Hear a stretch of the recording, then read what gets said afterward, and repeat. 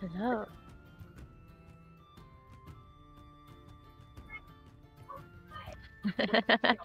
Yeah, last Tuesday.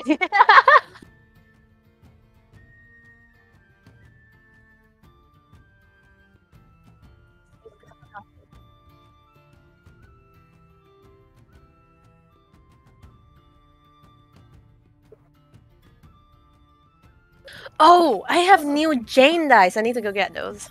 So specifically for Jane. Yeah. Whoa. Are they like ceramics? Nice.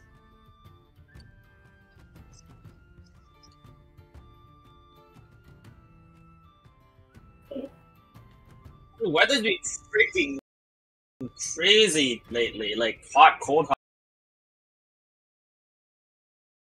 No, I think the Jane dice was the one that they didn't ship. They forgot to ship.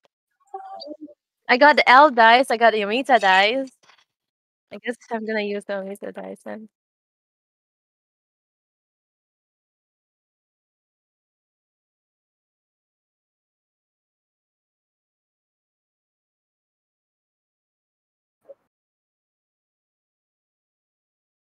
And I have the edgy dice reserved for my next edgy character. I don't know who yet. But no Jane dice!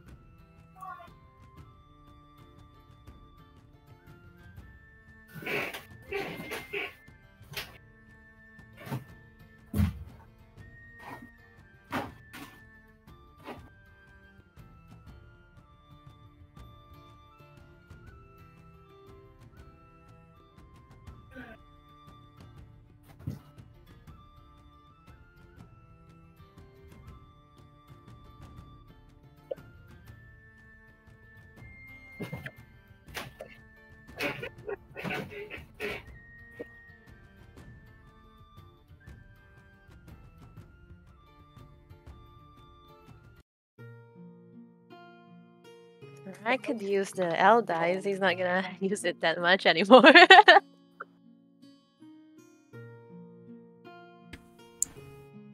And I was muted the whole time on stream. I'm so sorry. Now you can hear me. Hello.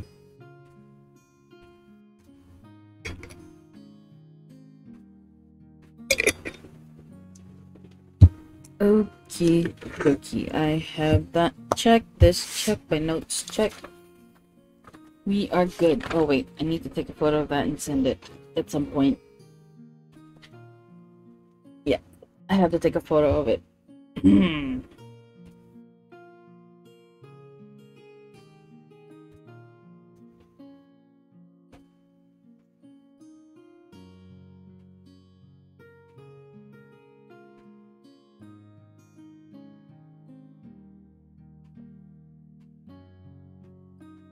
There we go. Send it to self.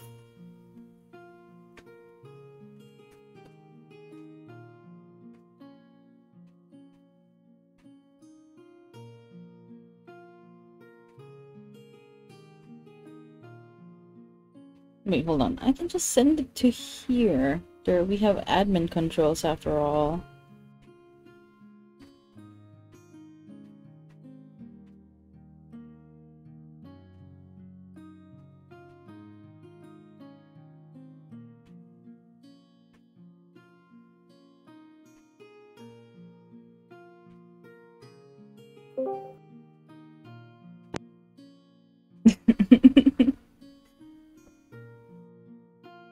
Oops.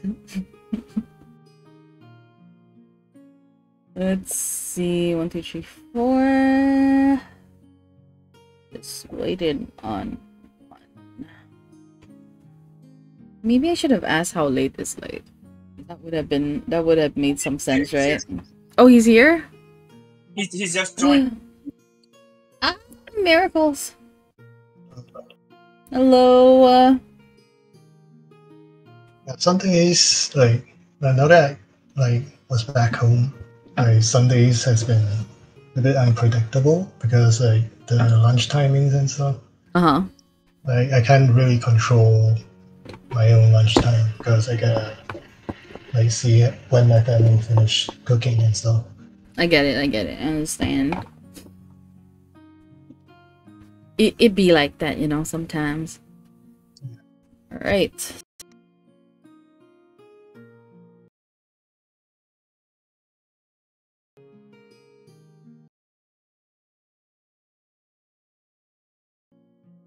Mic test 1 2 3.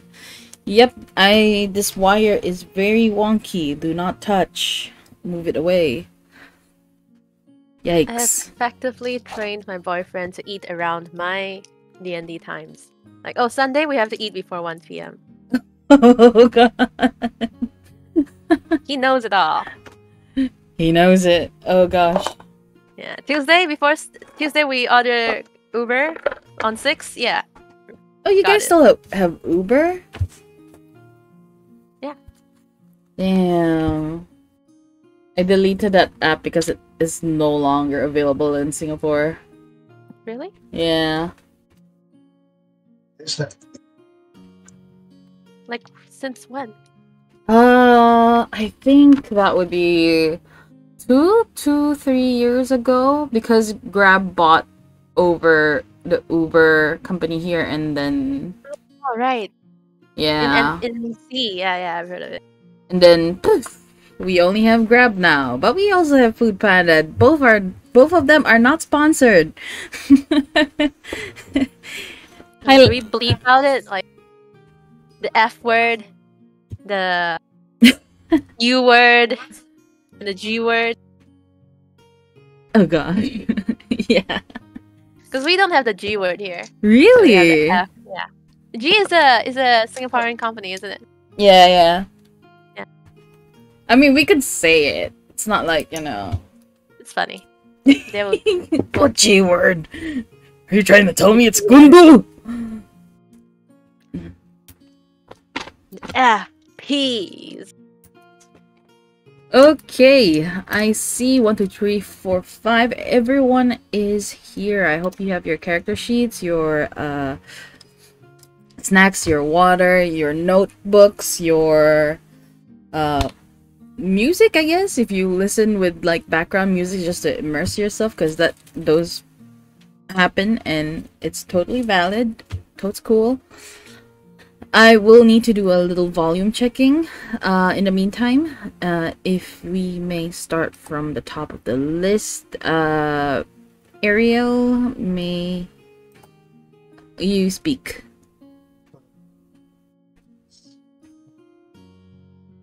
is it Okay. unclear? Yep. Seems I'm cutting off a bit. Okay, you are clear and your volume is pretty decent. Alright, Jane? Or Queen? Hey, Big energy. How about you, the doctor?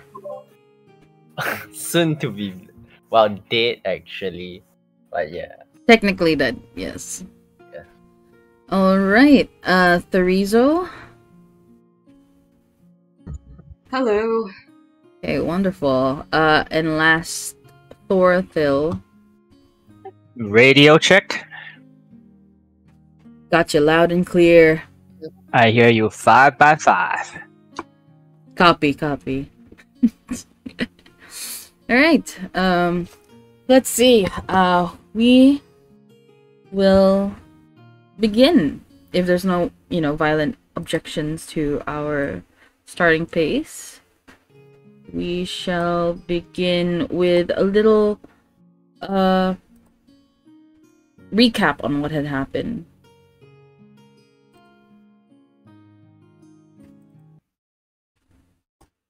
You guys, at least I guess half of the party, comprising of the Doctor, Jane, Ariel, and Therizo, you set out to rescue Hash Brown. You guys managed to find yourselves into this dungeon where you found a room with lifelike statues of undead. Eventually, while you guys continue to investigate that room, a activation circle woke up these statues. Initially, you thought they were constructs, but it turned out to be actual undead who were just resting, waiting for their call. On the other hand, we have Hash Brown, who is escaping with... what's his name? I can't remember his name. The orc who was captured earlier on, and the scholar who was also found imprisoned in the dungeons. While Jane... Dova. Yeah, Dova. While the party of Ariel, Jane, Doctor, and Thurbizo were fighting what appeared to be whites, the Doctor fell to one of them.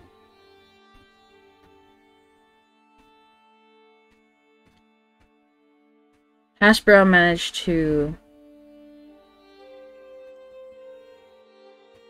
intersect his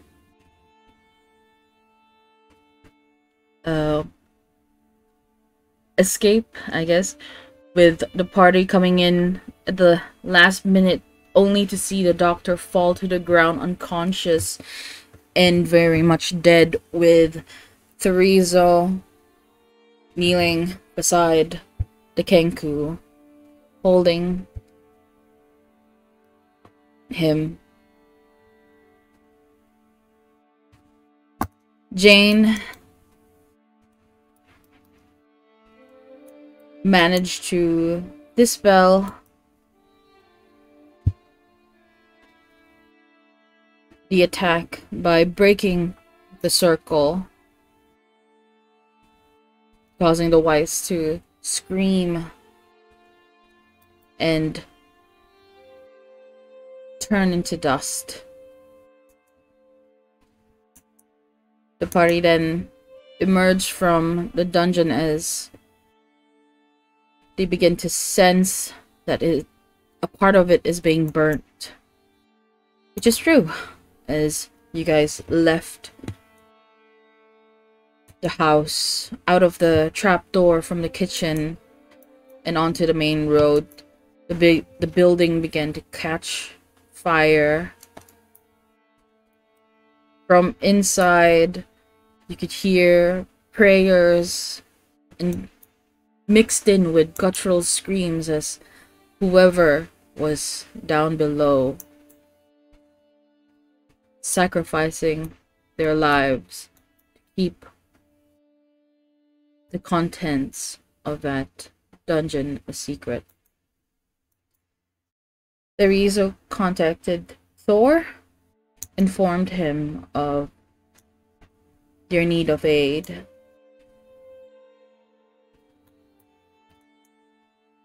And with that call, he brought in some of the townsfolk from Babram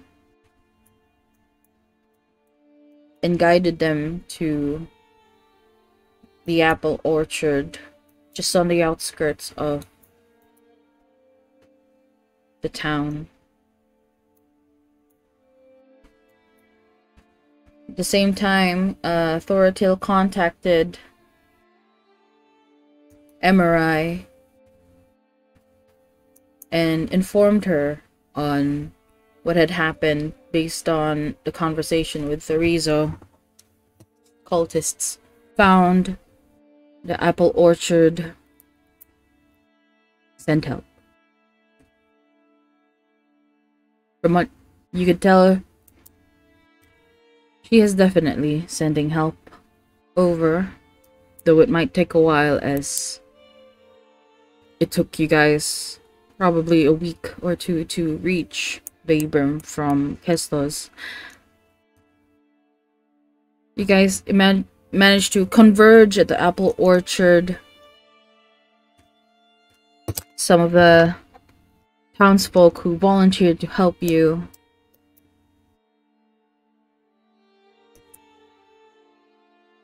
tried to extinguish the flames at the best of their ability.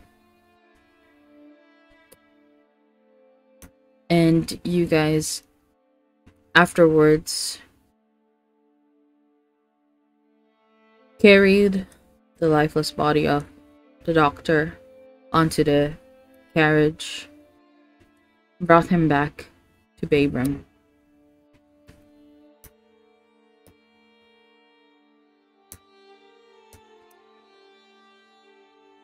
Upon reaching Babram, you were met up with Bug Tailsight,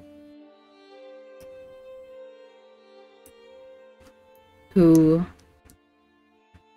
sends the doctor's body to the temple of the lost matriarch so that it may be protected and blessed by the priest Zolan Orr.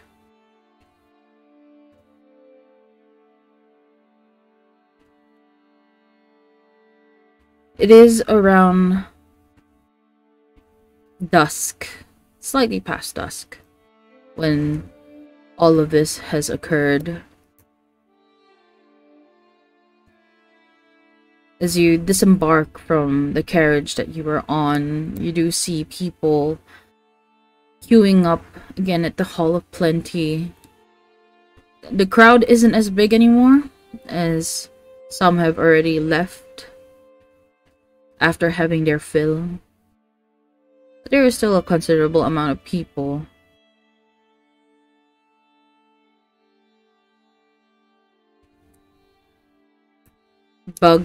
You see then Bug just approach you guys with caution,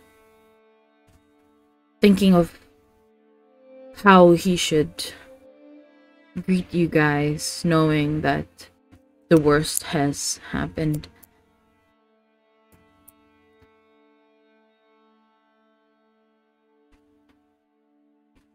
He approaches Therizo, who is, I would say, the most visibly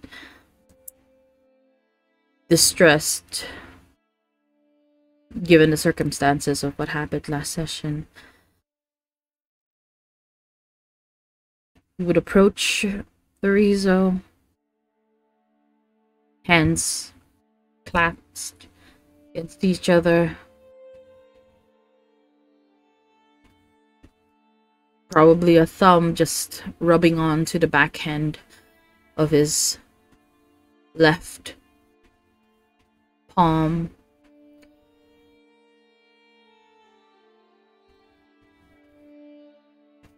I'm sorry for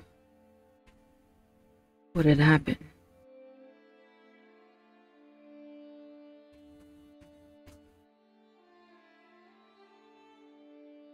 Therizo.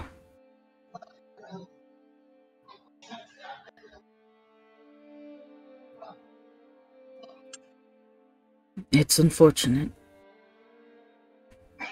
Oh, hey.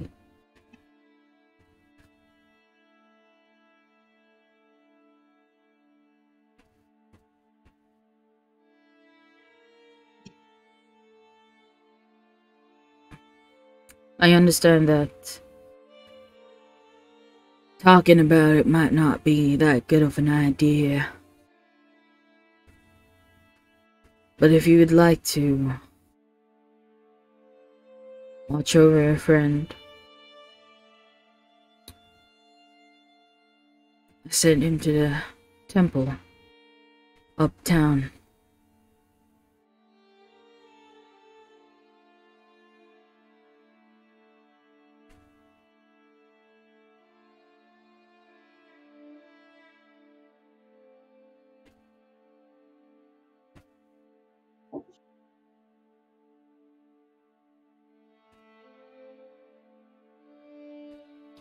Sorry, could you repeat the last part? I'll send your friend to the temple uptown.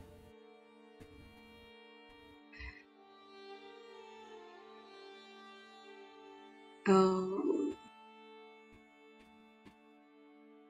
Oh.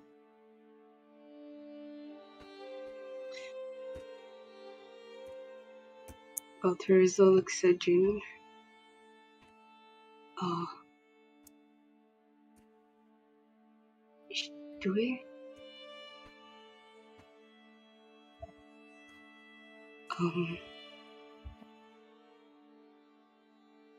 I've never seen it, but I've heard that there are those powerful enough to resurrect dead people.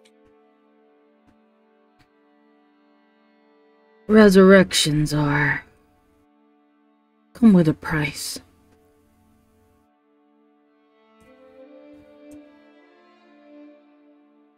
For now, I can only think of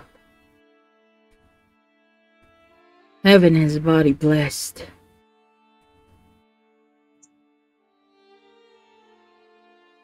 May not turn into one of those undeads that we've been hearing about roaming.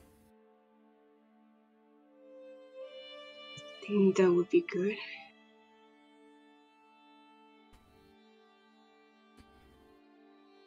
So, do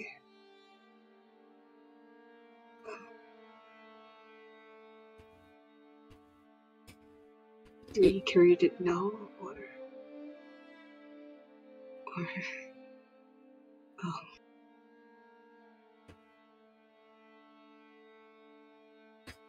We'll see.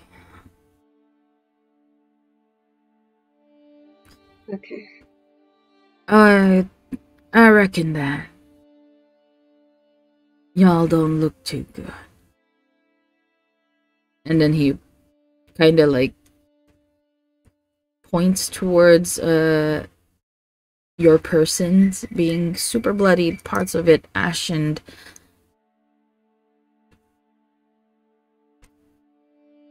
From the trap that you triggered at the beginning. Oh.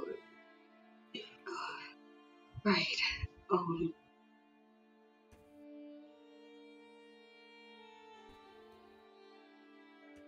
I survived yet another ordeal. I guess. Guess that the little one was the only unfortunate.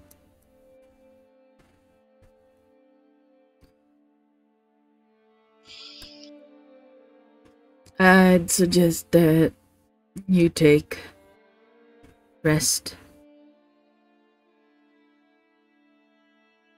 Clean up your wounds.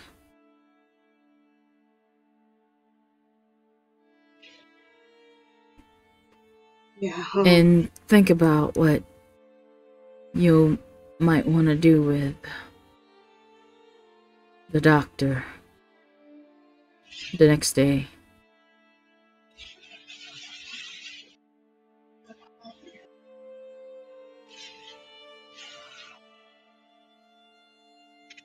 He would then turn around and see Ariel sitting in the corner, hugging her knees.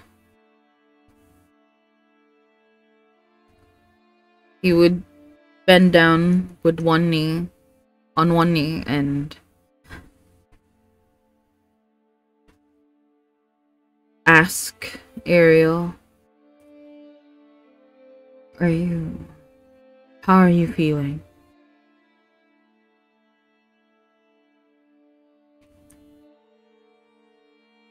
It's good. I've never had this happen before. You're just gone.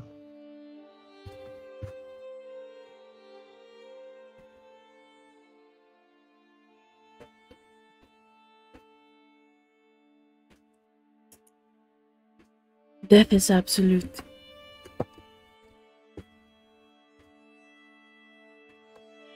foremost.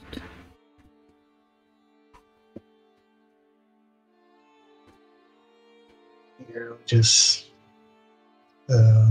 hanging her head and like burying her face into her knees again.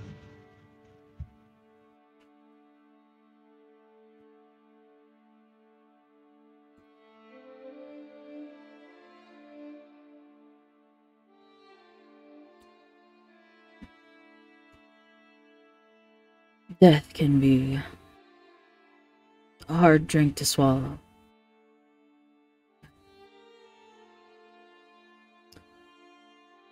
If I have learned anything from my studies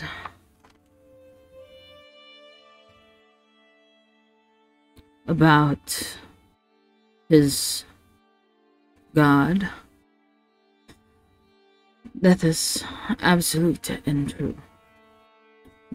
Rejoice the fallen, for they have lived and have returned to the Raven Queen.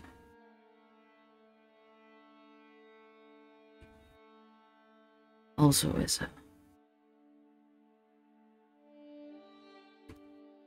reminder to yourselves that in the light of death, embrace the gift of life.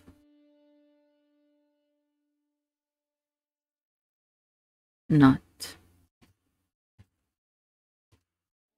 wallow in those who have fallen.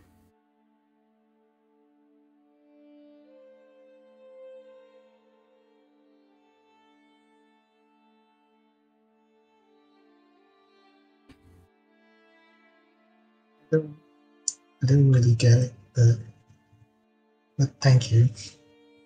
You see, Ariel tries to squeeze out a weak smile. I'm not that good at cheering people up. I tell stories, yes. But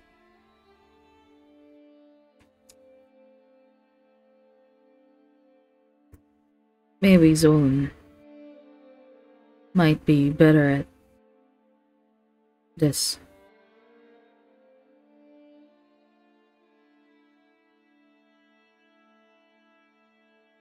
You didn't see him stand up as he just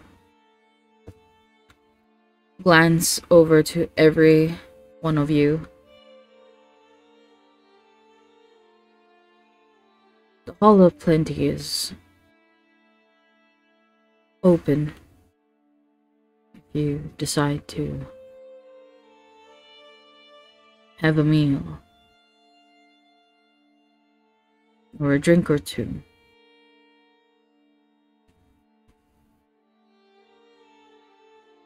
If you need any assistance, you can look for myself, Zolan. He'll be up at the temple. You might find me there too.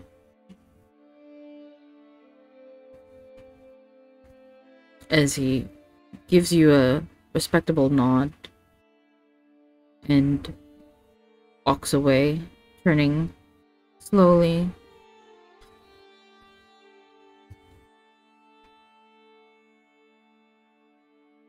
Before walking towards the direction of where the temple might be.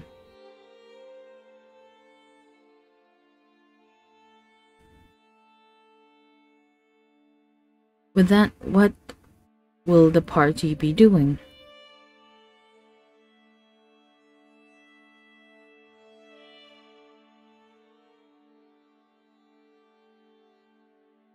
I'm gonna walk over to Ariel and say that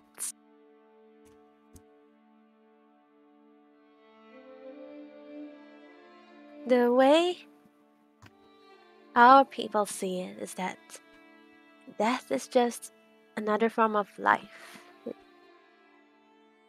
You go on living as another in another body, maybe with another communication method, but you're still there in the trees, in the grass. Do you know that there are like a lot of flowers and grass growing right above where people are buried? And they are them. The flora growing around it, and the creatures that live among those, they are them. They will be your friends lying in the ground, and talking in whispers and through the wrestling of winds. It's just another stage of life. Just like you're gonna grow up, and we're gonna get old. Then we go on into being death. Still there, Yusun? I can see him again. You'll always see them in different forms. Maybe even in forms you don't recognize yet.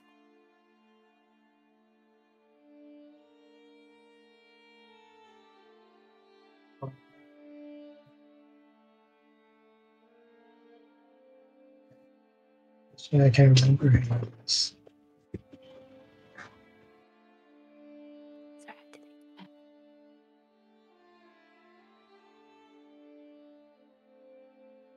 I didn't catch that. Watch other rock to change. She um, she stands up and walk to her to change her clothes.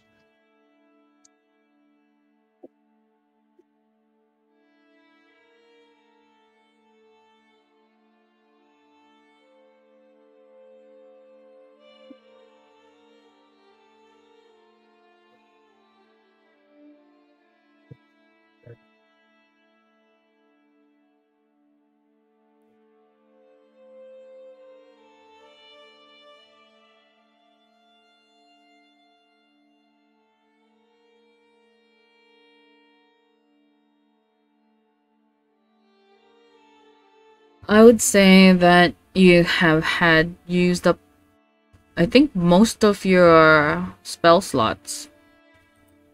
If I'm not wrong. Yeah. Let me just quickly roll over to you.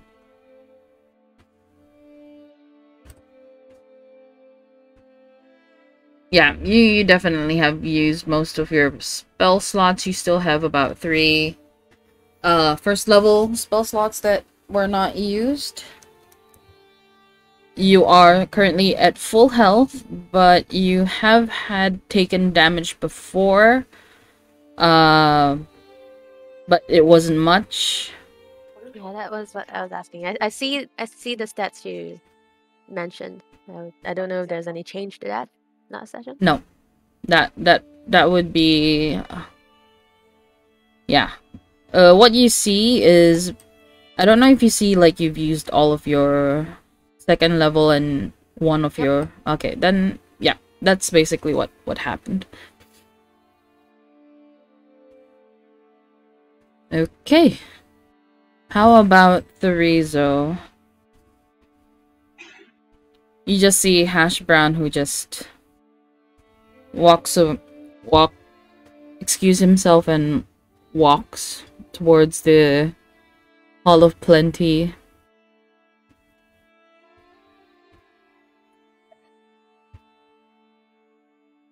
Where you see him approach 2 people. One of them looks very scholarly, and the other an orcish man.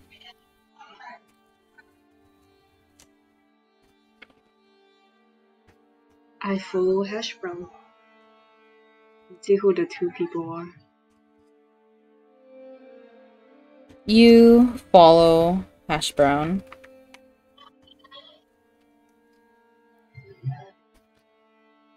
And upon reaching one of the tables at the Hall of Plenty, you see the orcish man and human in kind of like a scholarly robe, sitting and eating together. They're about done with their meal.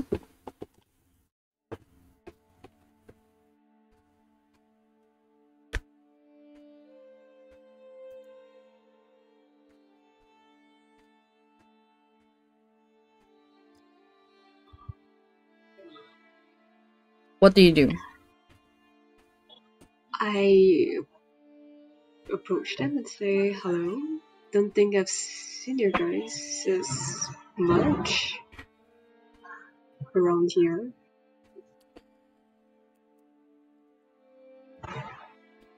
Obviously, we are not locals here.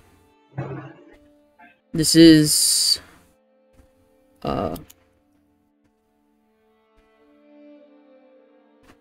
Kov. I'm Dova. As he points towards the human.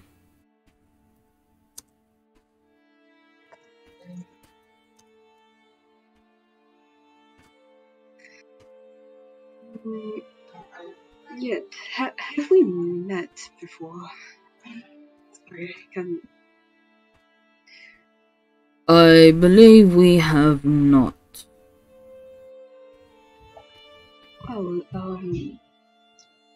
my name's Teresa, and over here with me is Hash Brown. I know the hash brown. Tried to escape with him. Decided to stay in the dungeons. I guess you were the friends that he was trying to help. What happened to the dungeons? Well, I mean, actually, we were on the mission to save Hash Brown. And then I guess we kind of got into like one of the rooms, and then we saw like in an ambush by things, creatures.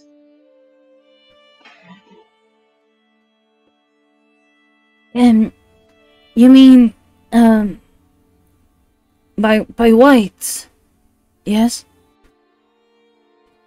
They look like statues, very realistic statues of the undead. Is that what it's called? Yes. Oh, yeah, the description fits. They have had me perform some experiments in one of the rooms.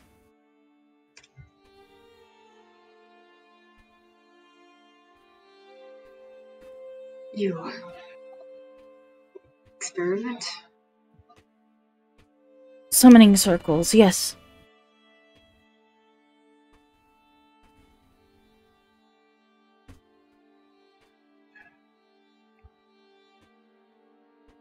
Who are you affiliated to again?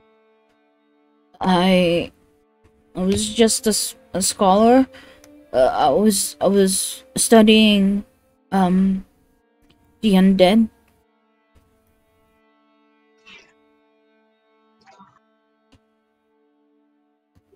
I came from Tulia. Tulia? Yeah.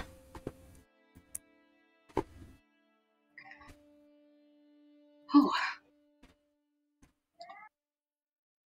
I'm not like a librarian or a an academic there. I'm just one of the lower ranking academics there.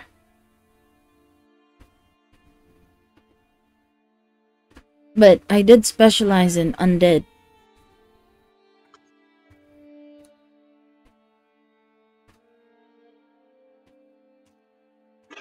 And do you know, then do you have any clues about this curse thing?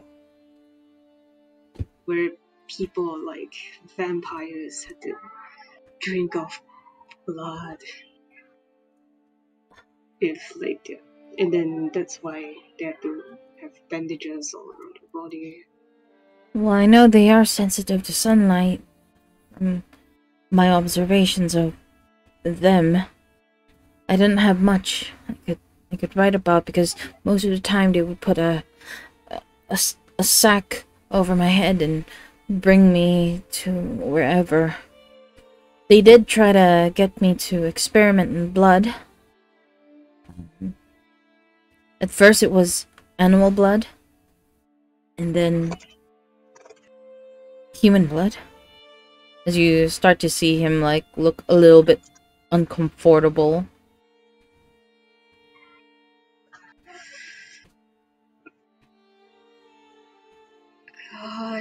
And how like I could prolong the effects of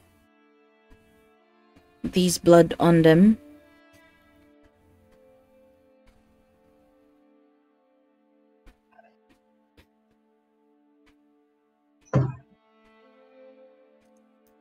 I see.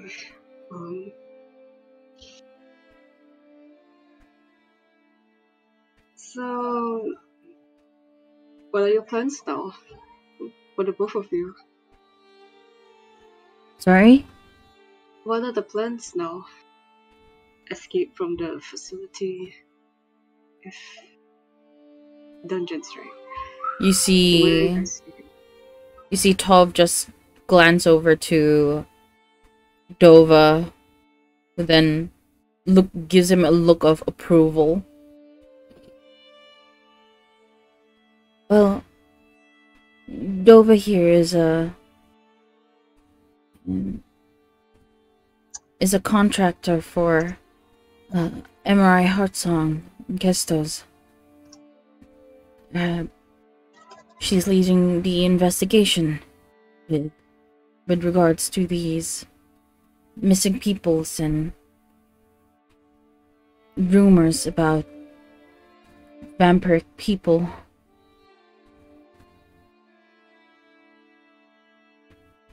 I could offer some information to her, help with the investigation in exchange for protection.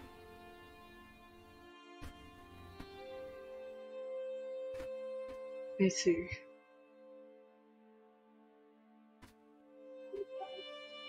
But I'll assume that you also have no idea what's the cause of that vampirism thing and the cure for it. You see him just shake his head. I wish I'd know more, but that requires extensive research that I don't have.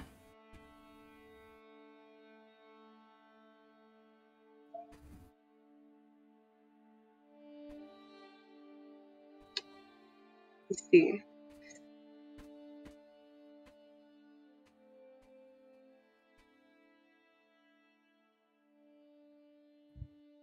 Alright, thanks.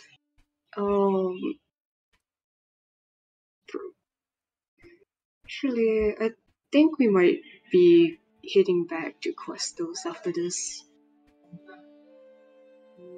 Maybe you guys can tag along?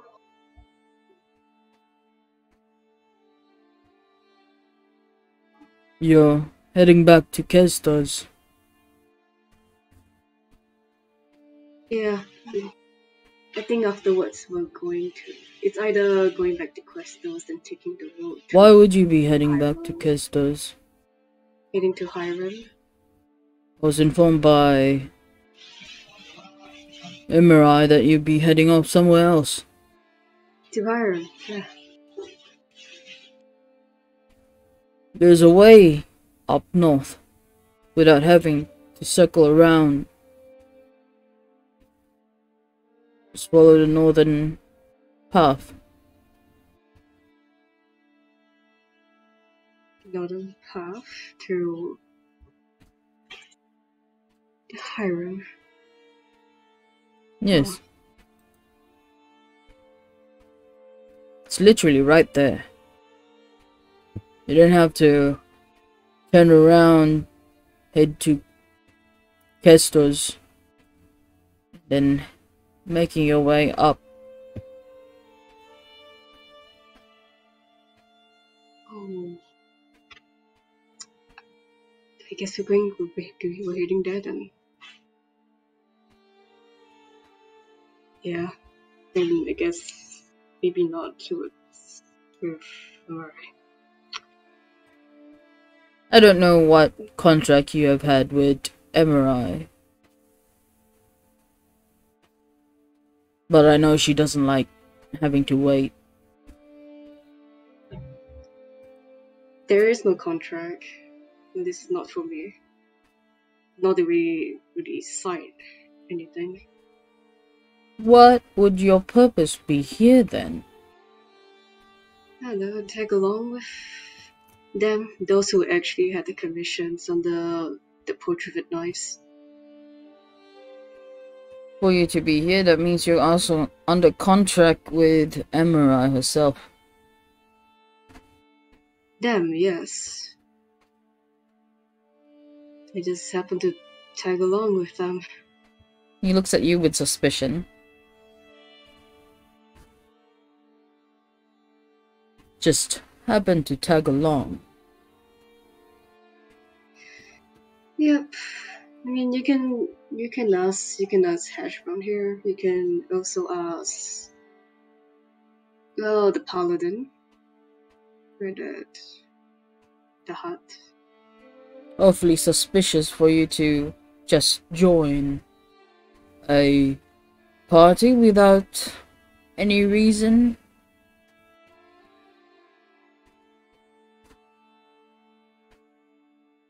No, because I don't have an exact goal to be with, so I just go on with whoever's I can go with.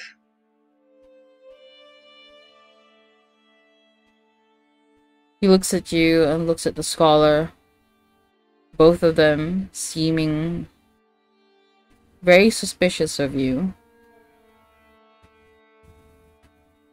I guess we have no more to further your inquiry. Suggest you leave.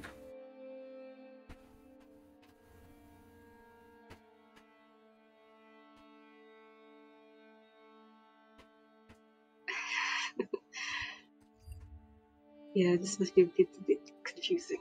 But I really can't say much. It's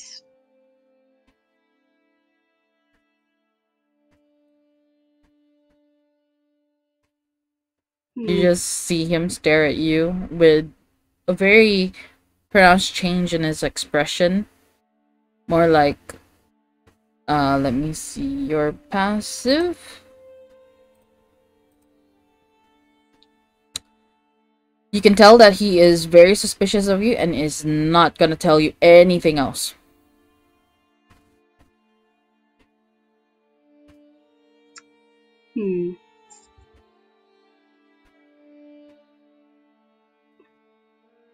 You know what? Let me just say that I trying to find out. I don't know, just really create an identity for myself. Trying to explore, trying to figure out what should I do with life, and had to met a few good friends. So we traveled around. We went through a lot of disaster. We have a little bit of fights here and there, but you know, for me, you can just think of me as just like a little adventure of sort. No purpose, just whatever. Are you trying to persuade him to believe you? trying to tell you the truth, but yes, persuade. Roll persuasion.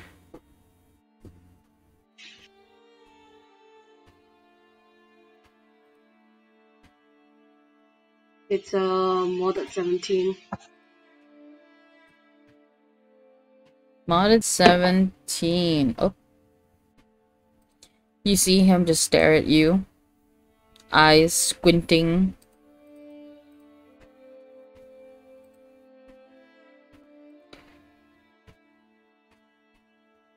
No.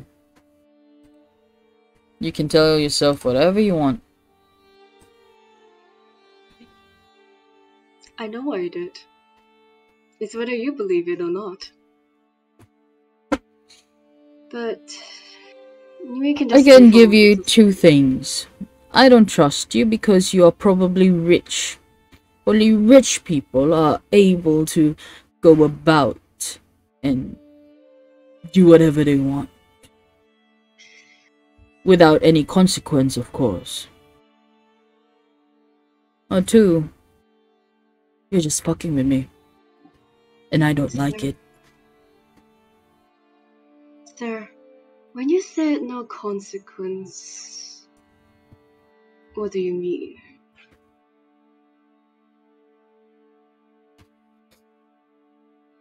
He folds his arms. From what you've told me, you've gone around, going on adventures, not really paying to mind, I suppose, the effects of what your actions entail. Only rich people do that. Nobles. I detest them. Therefore, I detest you.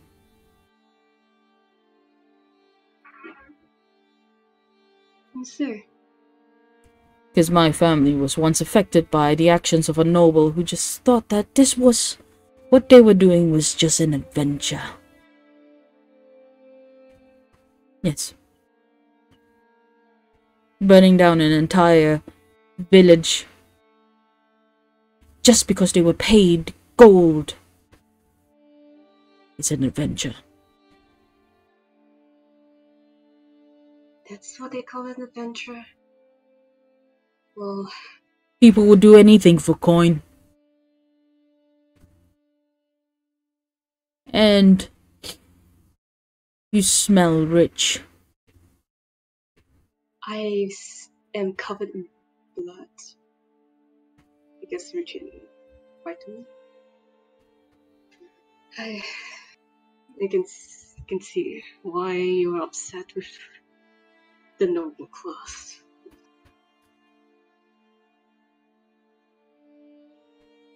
Only the noble class would not see the other picture. And it happens. They only care for themselves. Like what you're doing right now. Are you not? Only thinking of your experience.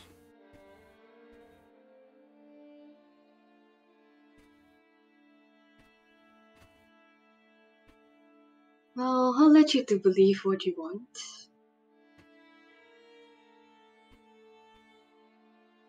I apologize if this was like a wrong, really terrible time to, you know.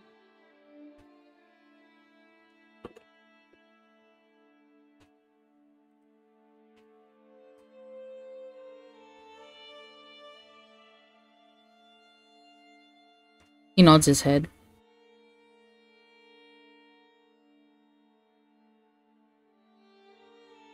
But before that,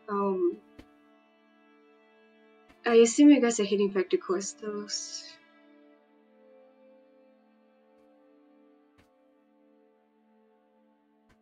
That assumption is true. Then can I ask for a favor?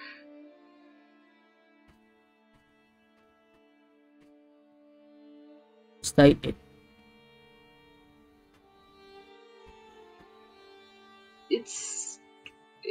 small. If you don't, it's well. The favor is that I have acquainted with 2 people. I just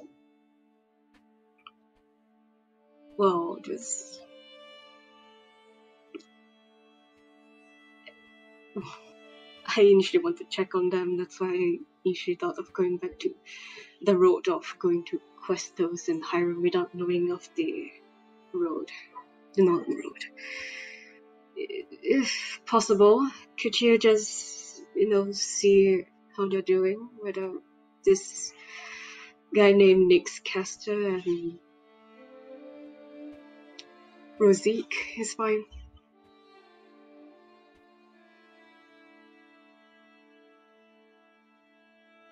Yeah.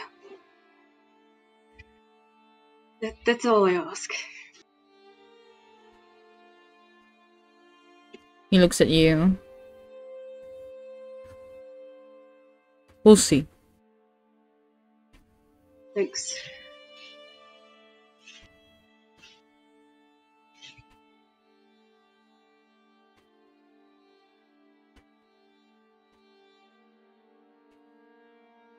And I'm sorry.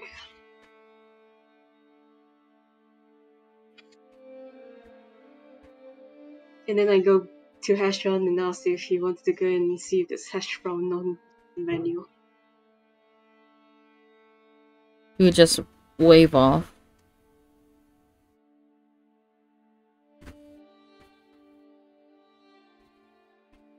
Yep. And turn around and make his way to the house that you guys currently reside in.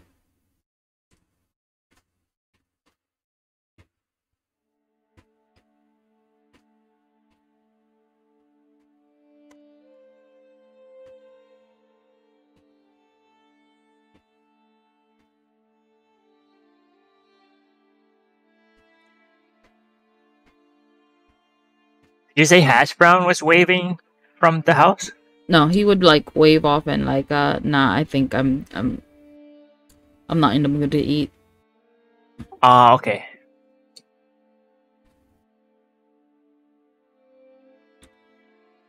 On the other hand, on the other side of the village, Thor, you make your way back to Darren Keensmith.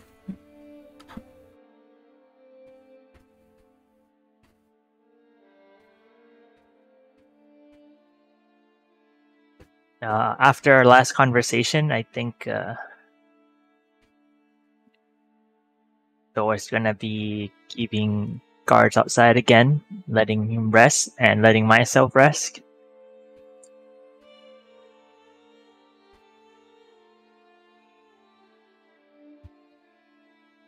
He is worried about the body, though.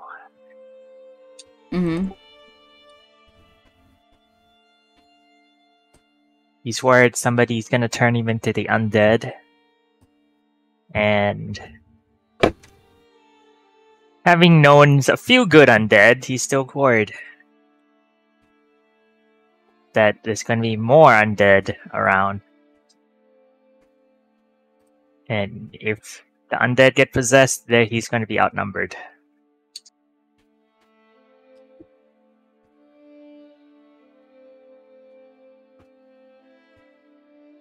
Okay.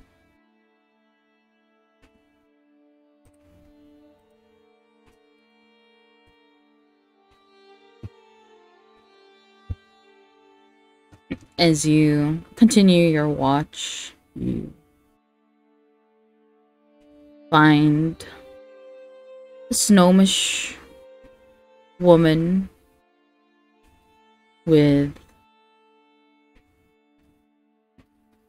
natural short red hair and golden skin. Her face is squarish with a cut on her upper lip. Her eyes soft, kind of soft, and with a shade of light brown, approaching the hut. Thor stands up. You see a sash around her shoulder, the same sash that Bug and Zolan has.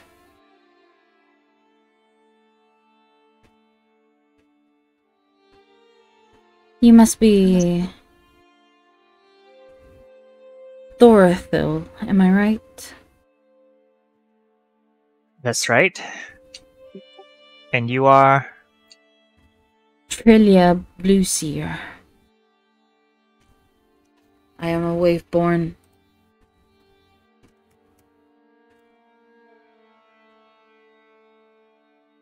Hi. Coming to check on Darren? Yes, as it is my duty. I've been out at sea with some of the fishermen. I just arrived early this morning.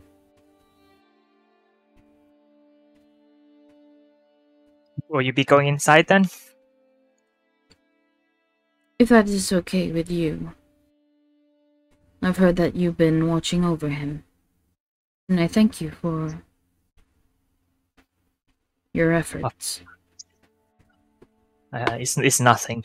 It's just for our safety, his safety, and everybody's safety. I just spoke to him, so he should still be up. Right.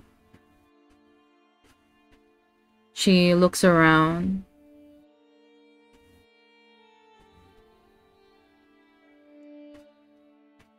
I'll head in, if you don't mind. Sure. I guess Thor knocks the door. As you knock on the door, you hear footsteps.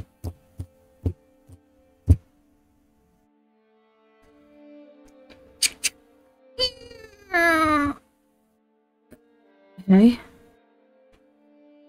And then he looks, you see Darren look down and like, Seabreaker! As he like opens the door wide and gives her like a hug.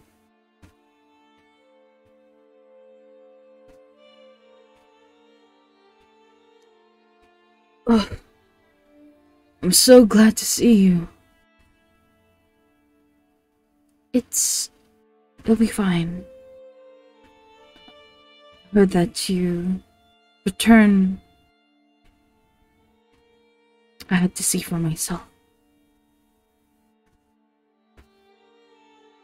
You see the two of them part from their hug, from their embrace, and Trillia asks to enter his home, where inside you can see more threads linking pictures and writings.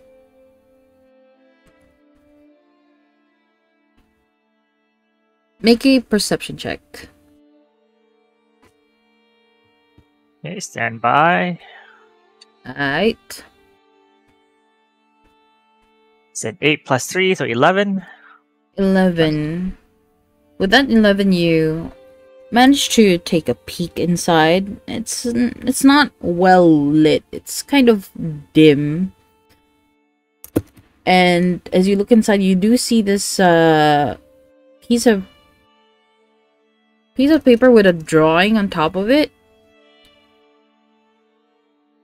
You can see like there are words scribbled on it, but you can't discern what was written on top of it. You just see this humanoid looking face with lines and arrows drawing on top of it. It's a little too far and too dim for you to read what was written on top of it.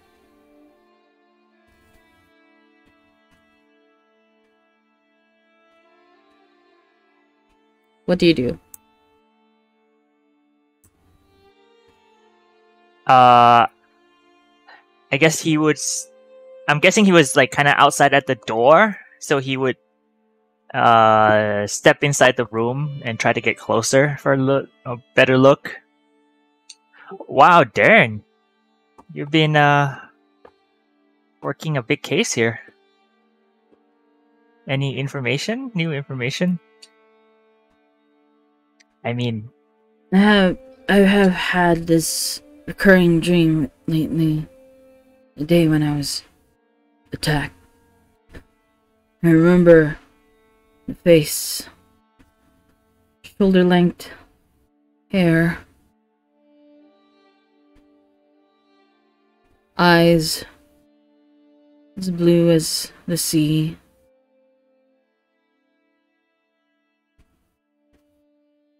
I'd say the hair kinda is like dirty blonde. Person looked human.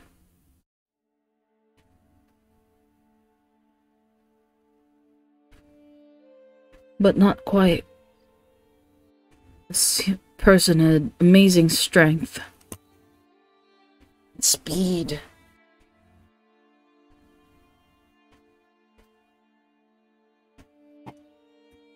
this guy right here, and he points to the picture. Yes. He has a very odd tattoo, kind of resembling that of a goat on his neck.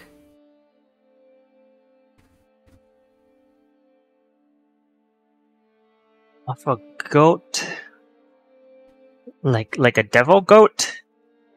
You could say that. It generally looks like a goat. It's a dream, so I'm not able to discern what it truly was, but it kind of looked like one. He had like slim features too. Long face. Do you remember how he was connected to the whole scheme? Or was it just a dream? I think it was a memory. I couldn't remember what happened. Or all I know was that I was attacked in my apartment in Hiram. Sharp pain on the left side of my neck. Subdued for a good bit. Was he the one that attacked you? I think so.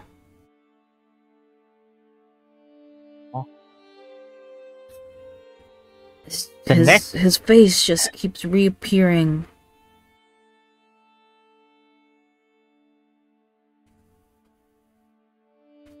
I'm not the best sketcher or drawer.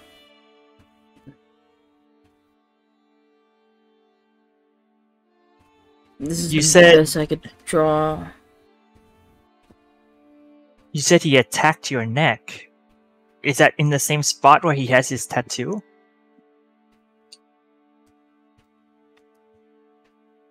Yes. I think so.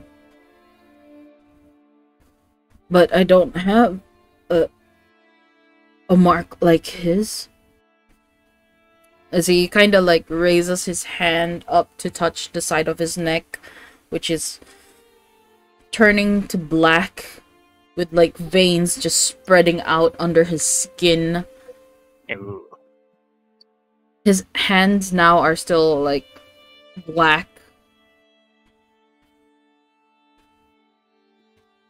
Thor goes in for a closer look to make sure there's like no tattoo or curse mark or anything like that.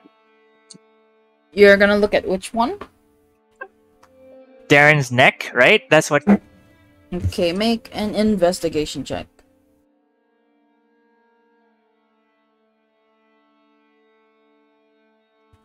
Man, it's a 4 + 0. Thor's stupid.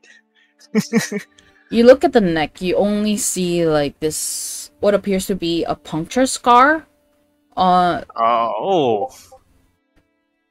Yep, you only see 2 puncture scars on his neck.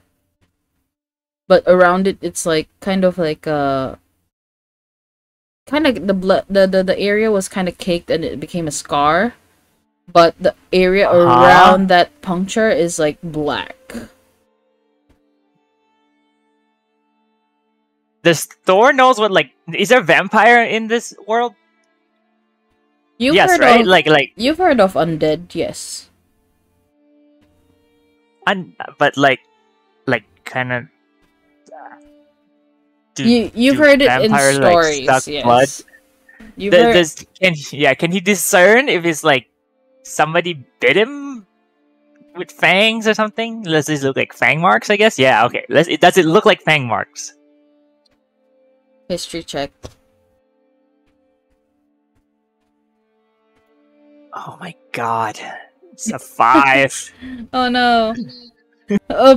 You have heard stories about beings sucking blood, taking blood, turning people into vicious animals. But that's all you're able to take home with that 5. Okay. Thor is now very concerned that in his mind, he's concerned that Darren could possibly turn like out of control at any moment with all these like seemingly like curse marks now. But he's not gonna say it out loud so that there's no panic or anything. But he's gonna keep a much closer watch on Darren. Okay.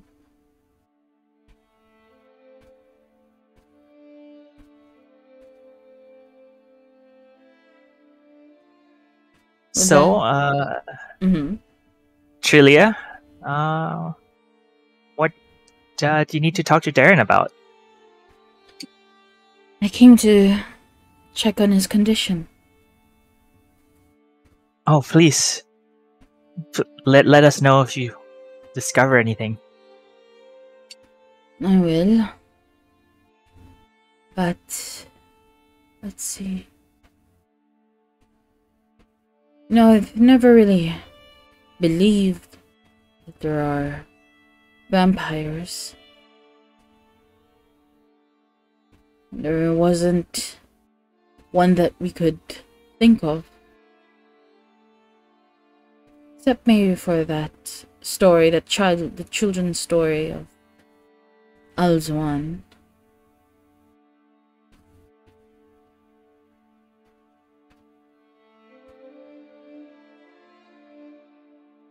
Can Thor do a history check if he knows his story? You have heard the story from Bug before.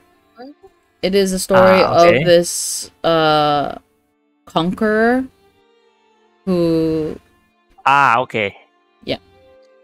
The one that he, like, lieutenant overthrew him and blah, that story? Mm-hmm. Okay. And she kind of explains to you the story. And if that might be true, then we are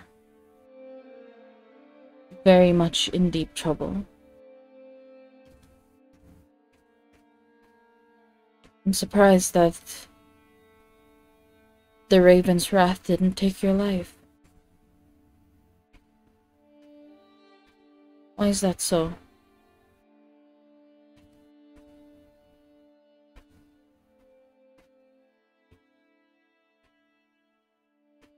As she turns to Thor, I heard that the Raven's Wrath were here. Must be serious. Out of character, who is the Raven's Wrath again? The group of undead who came by to take Darren's life. Oh, okay.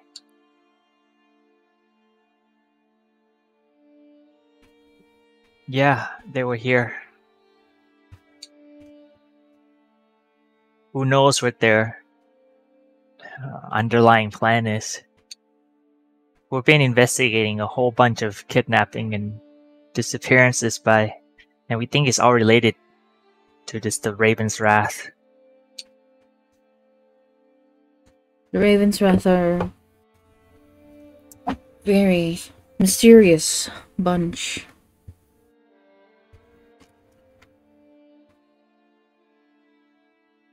Darren, have you been sleeping well? No, not so much, but I get by. I sleep more during the day.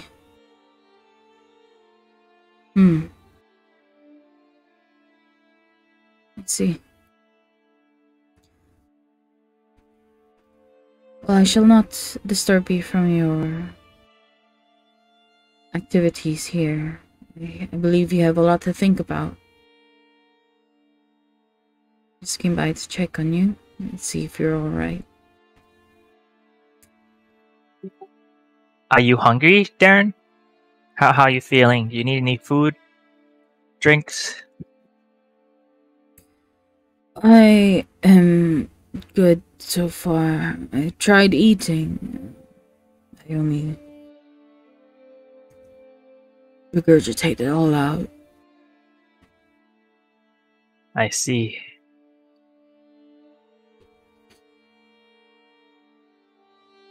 We'll try something. Okay, Darren? Okay. He nods his head hesitantly because it appears that he knows what this try something means to him. Right, I will take my leave. Okay. You should get some rest, Elf. I will. I'll have Darren, the you people should try to watch. get... I'm sorry, can you say that again? I'll have the people watch over him.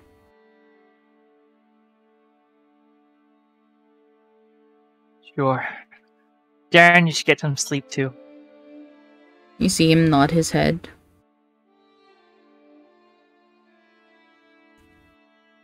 And she kind of like, you see Trillia just put her hand behind your back and kind of coax you to walk out with her. Yeah, I do that. And make sure the door is closed. And I like to talk to her as well. Okay.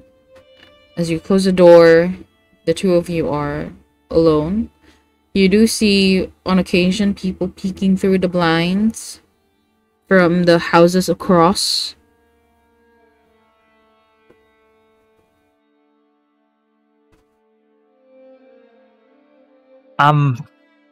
Trillia, I'm concerned. I much need the rest, but are you sure you're gonna be able to handle him if something goes wrong? I am Bagram Seabreaker. I've protected this village for as long as I could. I've heard of stories of, vampires, and they can get pretty nasty, gets really strong really fast, so I just wanna make sure you have double guards or something. I am aware of that, and I believe the other Waveborns have sent requests from 2 Kestos that we might be in need of holy persons. Yeah. Probably could We get have Zolan Orr, but he can only do so much as one person. You, on the other hand, a paladin, you might require more rest than you think you should. Yeah. I need the rest. It won't take long though. 4 or 5 hours should be good. but I'll be sure to come back as quickly as I can. She nods her head.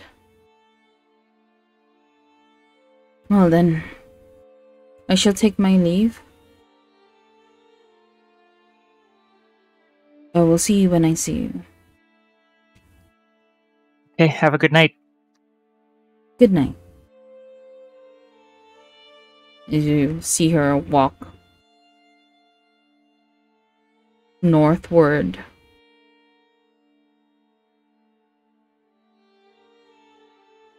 What do you do? I am gonna head back. Oh, make sure that there's the guard. My replacements are here. You don't see any First? guards, but you do see the Oh, people watching from across. So no Waveborn has like physically came and stand guard, huh? From what you have seen so far, I can tell you that you know that the people who peek between the blinds are the ones watching over Darren. Okay. If I see them peeking, I gesture to them with like the two fingers in the eye, and like watch them, watch Darren for me, and then As you I do walk that to one of the windows kind of like open the blinds a little more and does the same gesture that you did, but this time ending with a thumbs up. Okay. And then thank you. Kind of giving you like a salute to thank you. Oh. I give a little salute back. And then I walk to the resident that we're staying at. Okay. As you do that, is there anything anyone would like to say or do?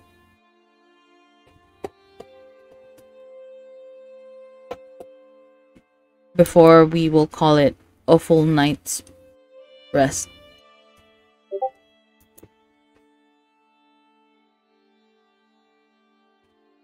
Okay. Do you want to read the poetry out loud?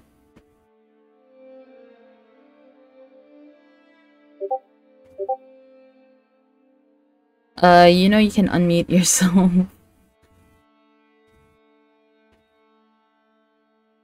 No. Right.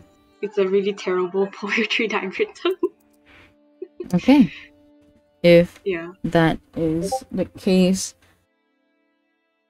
we can take a short break.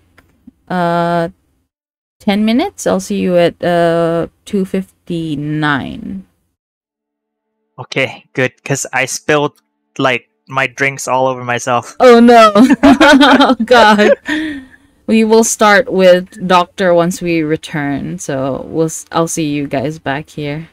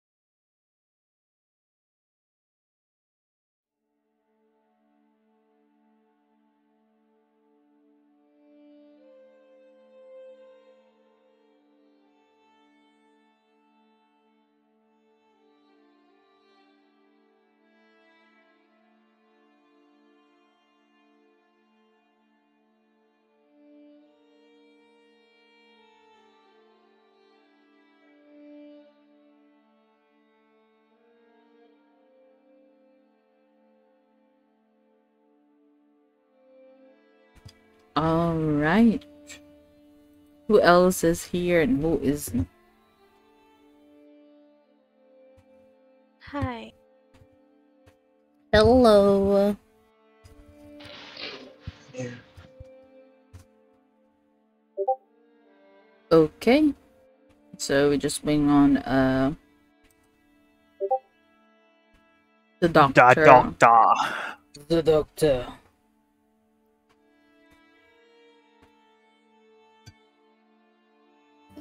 Just chilling in the blank void of. Just chilling in the blank void. Okay. He's watching it on stream, I'm guessing, and it's echoing back. Oops. Okay. So for this, our return, we now focus on the doctor. The last thing you remember was feeling your life force being pulled out of your body as you look into the eyes of this white whose expression is hollow and evil. You feel your body wringing in pain before you drop to your knees. Falling to your side, you hear a voice calling out your name. Doctor! Familiar voice. You've heard it before. Therizo, was it? As you have your body turned to face the ceiling above you, you see a blurred silhouette of what could have been Therizo.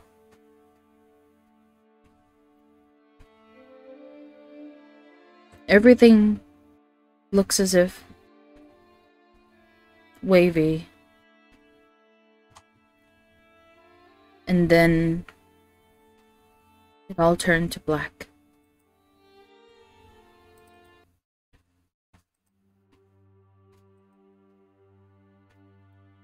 Your eyes slowly opens again. This time you look around. Everything doesn't feel right.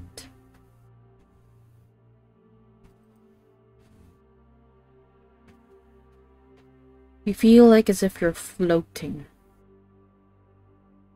in water, on water.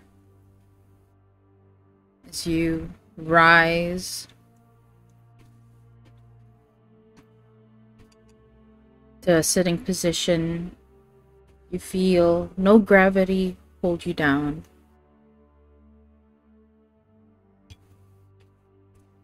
Around you, you see waves forming, moving.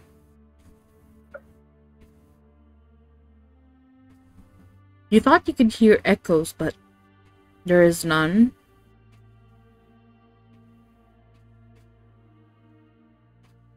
But in front of you see this kind of looks like a veil.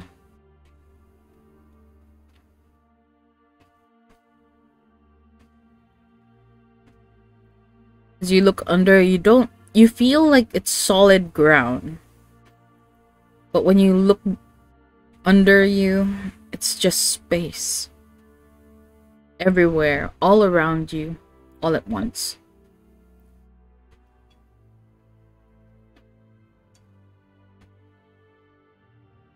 Like, do I have my backpack with me and like my quarter staff or no? You do not.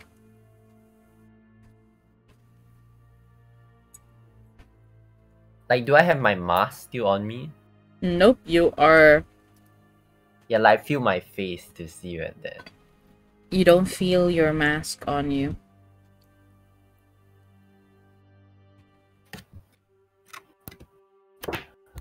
So, I died.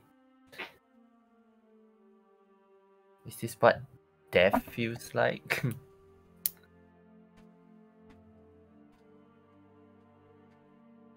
Do you say that out loud or in your head? I guess out loud because there's like nobody around anyways.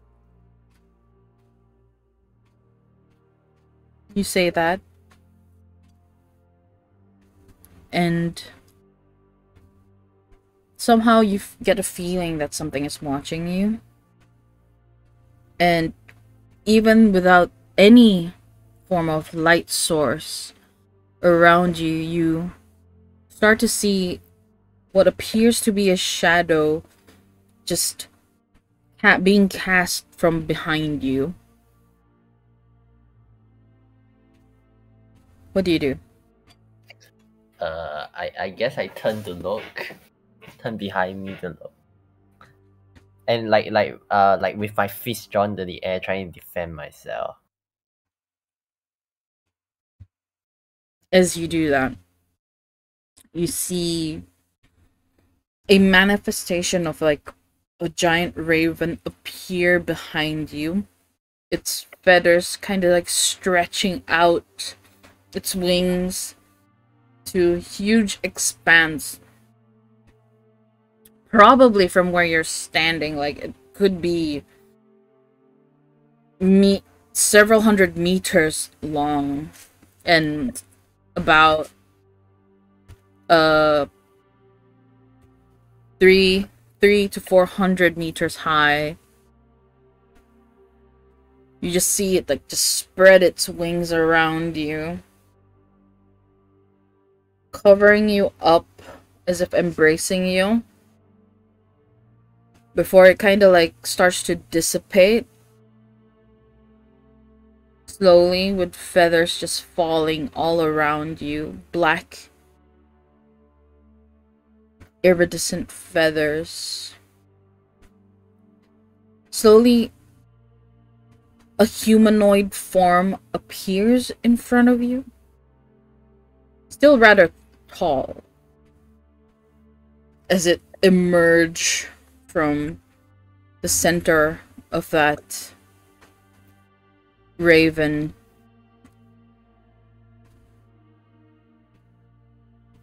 It walks towards you at a steady pace. And as it gets closer and closer to you, you see this person to be orcish in ancestry. Finally, it takes a step right in front of you, bends down on one knee.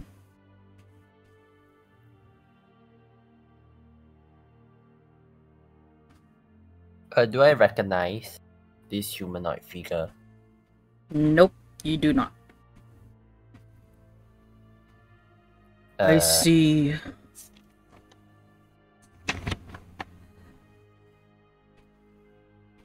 I see that another soul has been delivered to me.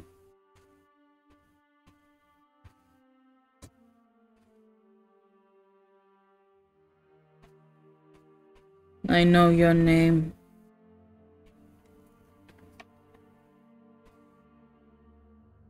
Clicker.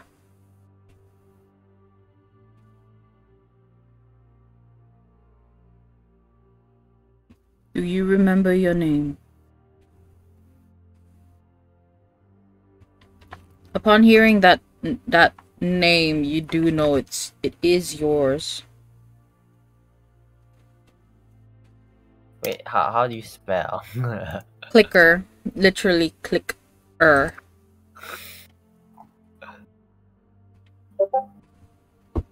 Okay.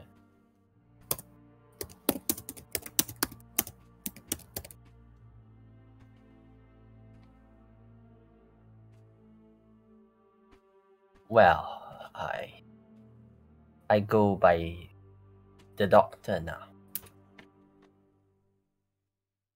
Well, you may have given yourself such a name.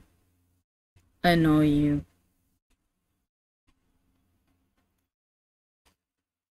Clicker of the Nodoran Forest. Clicker what?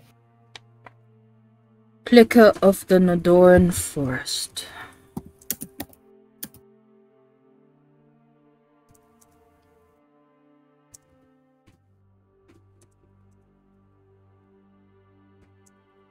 The doctor's like taking his time to process what he just said.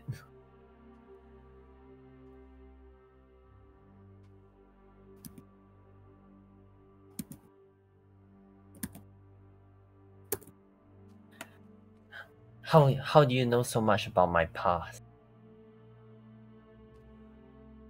I am the Watcher. I am the champion of the Raven Queen. I shepherd the souls in purgatory until the veil is lifted. As he kind of like gestures towards this huge wall that blurs between your plane and the other side.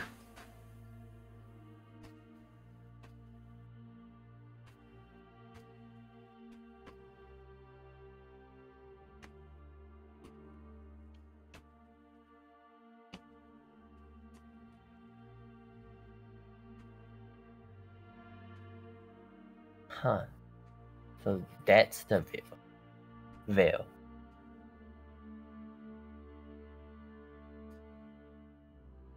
Are you prepared to die and surrender yourself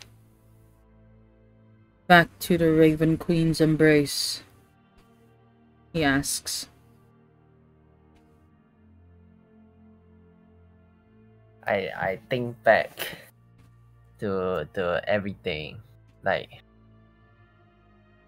I try to think back, like I think back to all the party members waiting for me, and like the things that I haven't done yet. I ask him, do you know about my past? Like what was I like in my past? I know everything about you. As do I know everything about every single living being.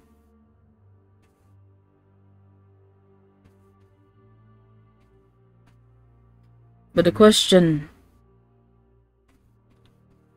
Clicker,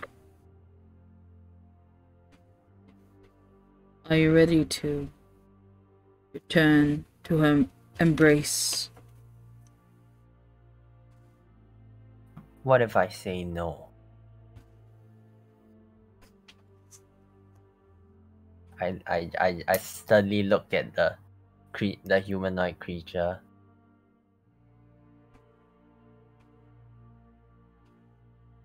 Then you shall tell me what tethers your soul to the living.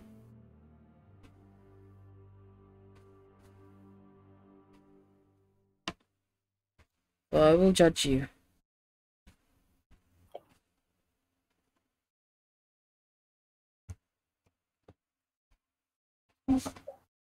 My party needs me. Everyone, there's so many more people out there that needs me. And plus, I still have to. Something is calling out to me.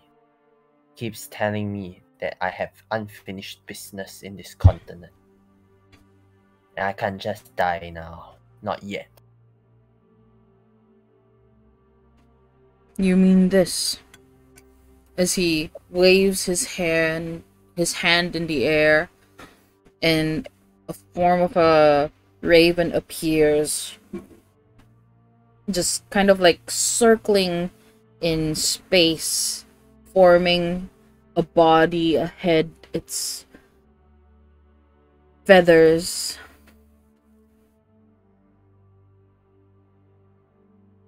You mean this one?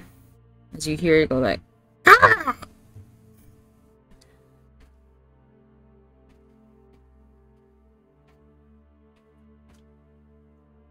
So it was you this whole time?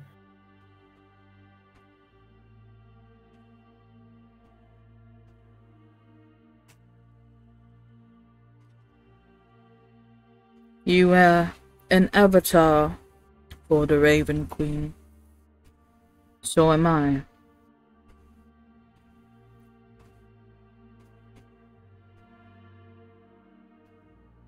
An avatar? Do I know what avatars are? They are basically just representatives. Oh, okay. Yep.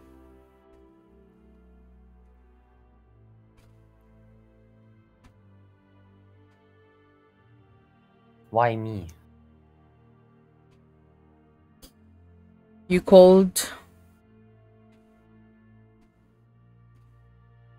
to the Raven Queen.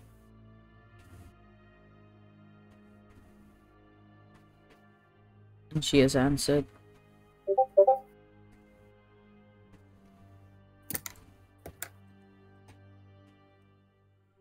You also notice, Doctor,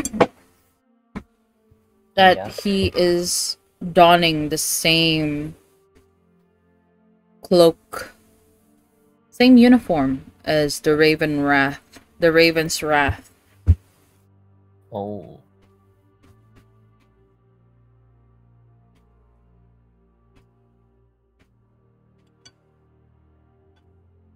Hey.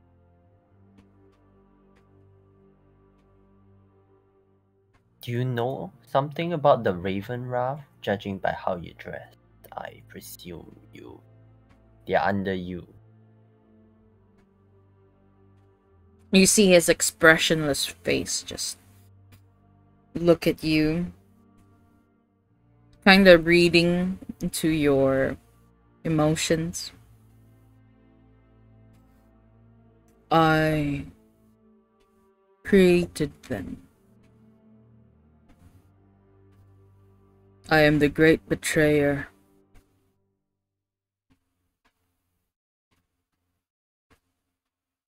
I am Udax.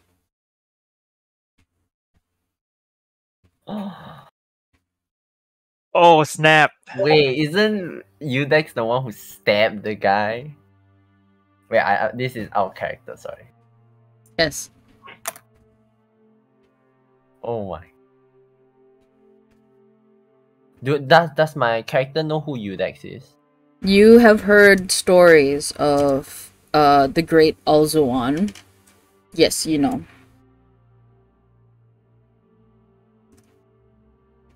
Wow, I'm surprised to see you here.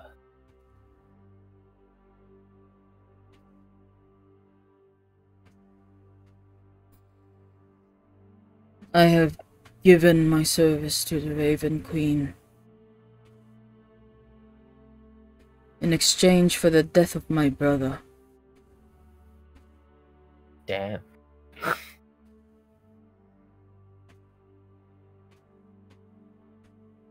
Alzuan. Well, do you know what is going on in this continent now? Because there seems to be a curse spreading throughout the land. Yes. That was what I sent the Raven's Wrath to stop.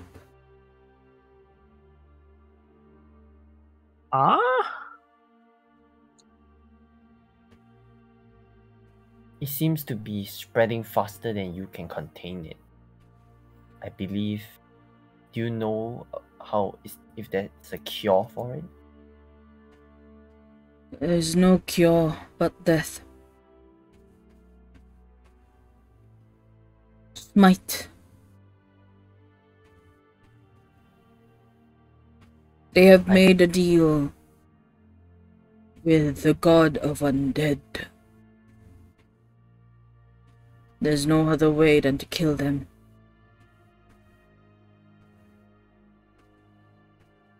there a possibility we can stop the spread going for the head of the snake?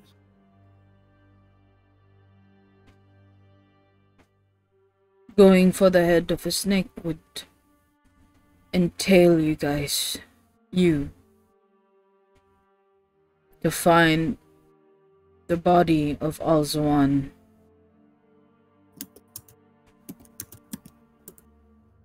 But isn't he dead? Temporarily, yes. But his body still lives. Nice. In a catacomb that was unmarked. For if anyone finds his body, they might revive him, bring him back. After all,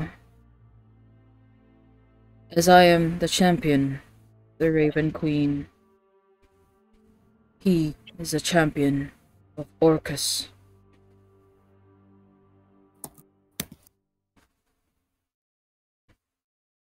Lord of the Undead.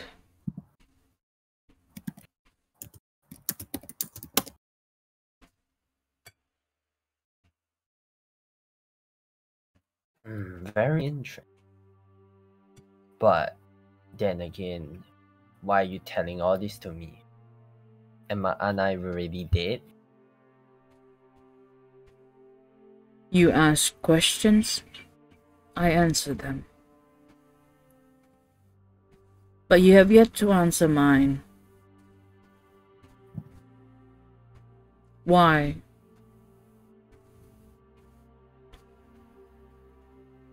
Why? Why should you return to the land of the living? For it so goes against our beliefs as avatars of the Raven Queen.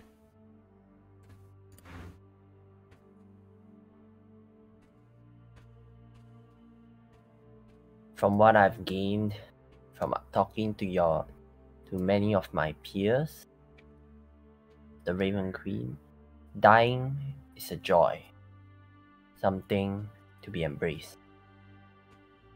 But I feel, what's the worth of dying when you don't understand the worth of living? I felt that we must live our life to the fullest, to truly embrace death. Yet I am here, stuck, unfinished with my purpose, full of regret. I cannot die like this. Many have died abruptly, without fulfilling their need to conquer their fears, their hurdles. What makes you so special?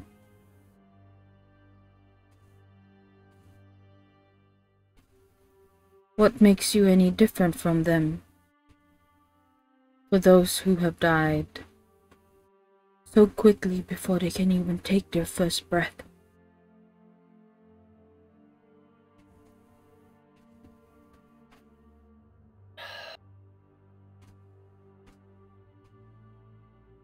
Cause they never tried.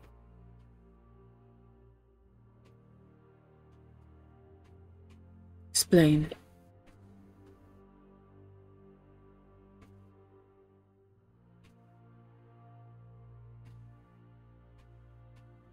Tell me, is there truly a way to, from what I've seen with the Raven Wraths, there must be a way to come back from the dead. I'm willing to do anything to return back to life and accomplish this mission. Anything. For I believe that so as long as I live, I can save more and prevent and help others fulfill their true purpose and not die such regretful deaths. You see, Eudex nods his head. Approaches you with a form of caution. His hand reaches out towards you.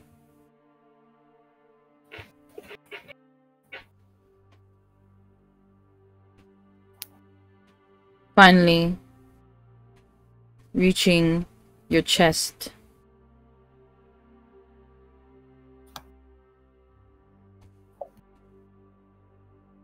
Then you shall remember why you chose to be an avatar for the Raven Queen. With that, you feel your body just push itself into the center of where his hand was, like as if your being was being sucked in by like a black hole. You couldn't stop it. You couldn't say anything. And the next thing you know, you wake up. But this time, as you look around you, you see what appears to be wood all around you. A sense of familiarity as you look to your side, a window closed up, the light piercing through the frosted glass. You're on a bed with a blue blanket covering you. On your side, you see a bedside table. With it, some candles and a jug of water and a cup, empty cup. Across the room, you see what appears to be a wall covered with notes and papers.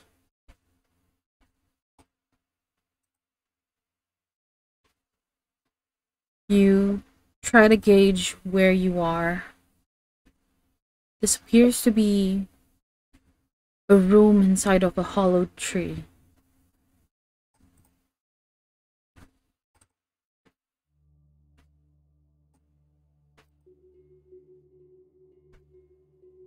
What do you do? I look around me. Like, is there anything of importance to take note around me? As you look around, you do see this piece of paper that is stuck to the wall. As you go closer to it, you see this.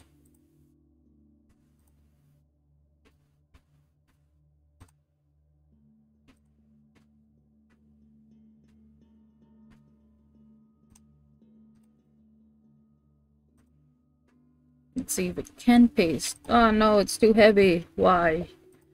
Well, I guess I have to open it in another place. Give me a moment. Let's save the image. It'll be easier. Okay. You see this piece of paper? It looks like it has been crumpled up, but pinned there to preserve its authenticity. You see a drawing of what appears to be 4 Kenkus. 2 of them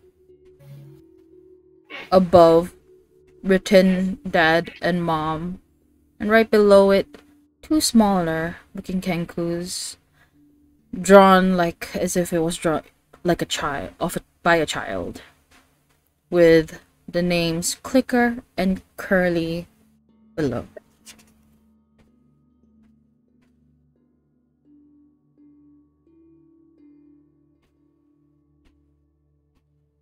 Like, do I remember anything Yes. After looking at this picture. You remember this to be your room.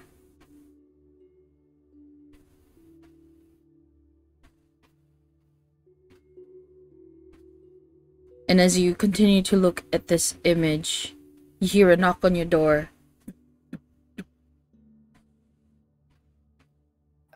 Is there like any mask around or like? There is no mask around. Okay, then I just open the door. You open the door and you see this kind of bluish kenku with iridescent feather peek out. Clicker? Clicker? Are you okay? It's been a day since you know, your hawk owl has told you about his condition. Mom is kind of worried you haven't had dinner or lunch with us. And, you know, while they're worried, I'm also kind of worried because you've been really quiet.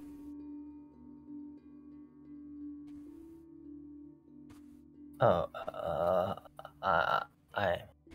I'm just getting my mind sorted out, that's all. I'm just feeling a bit off as of late. Well, I brought you some sandwiches, just in case. And then you just see this little handkerchief that has been tied up into a little like a little bag. I made this morning, and I thought I should bring it up to your room. Oh, thanks. I take the sandwich. As you take the sandwich, you see her kind of just fold herself up a little bit, as if trying to hide something, but she isn't sure if you should say it. Can I try to spot it or like? Yes, you can. I don't have to roll anything. Nope, you can just ask. Oh. Seems like you're hiding something from me. Do you want to share? Well, it could be a little sensitive given to how you and Hawk Owl are so close. Do I know who Hawk Owl is? Hawk Owl is your best friend. What did he do now? He looks at you, kind of like weirded out. You don't remember? He was diagnosed with some kind of disease. And the doctor,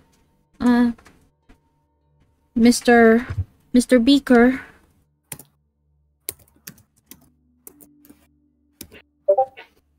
told us this morning while he was passing by that Hawk Owl's looking for you. Oh no. Like, can I look around my room for any book? What kind of book are you looking for? Have I been doing any, like, do I remember doing any medical research at this point in time? At this point in time, you would recall that you are fairly young, as you manage to get a glimpse of your reflection through the glass jug that sat beside your table. Beside your bed. Okay. So I don't really have anything. Yeah. Mm-hmm. Okay. Then it's like, I see. Okay. Then let's make haste. She nods her head as she kind of makes way for you to exit.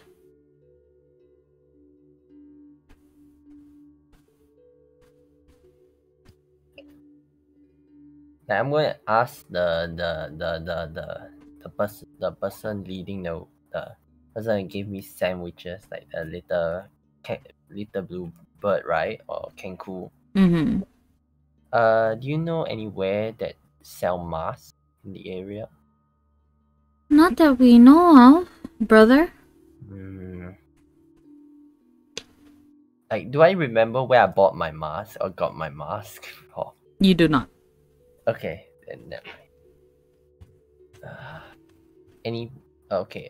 Can I? Is there any napkin in like the sandwich bag? You would know that it's just a handkerchief that has been used to wrap around the sandwich. Oh, okay. Okay, then I'm gonna just start eating the sandwich while along the way. Then later use the handkerchief to like cover my my nose or like stuff where I go in. Okay.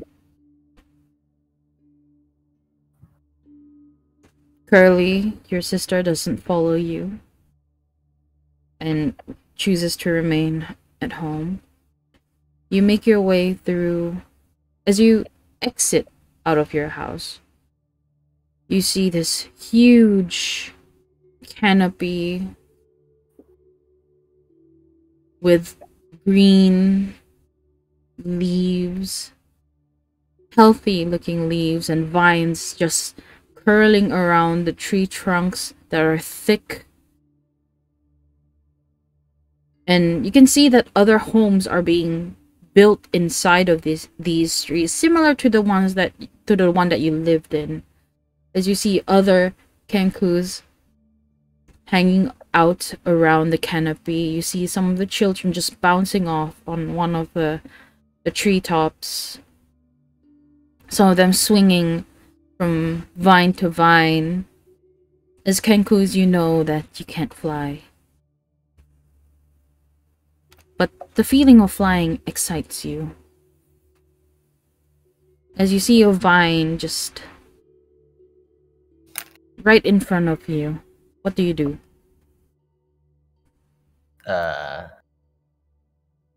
Do I know which way it is to Hawk's Hour's house? You get the feeling that it is somewhere towards the front. You're 12 o'clock. Oh, okay. Then I'm gonna just try to get there by swinging on Tarzan style, man. Make an athletics check. Okay. Oh no. Oh, 4. Okay. To you, it has been a very long while since you last did such a thing. You decide to take a swing, go for gold, and as you swung across the canopy, like right below you, you see it is a huge drop to the ground. The understory looks very dark in comparison to where you are, where it's bright, lively, and full of colors. As you swung across, you didn't get to grab on tightly to the vine, that you slip and fell. You fall from one branch to another. You see some of the kids just peek out from one of the bushes and like approach you. Hey, oh, mister, okay? You okay? He's okay. He's okay? I think.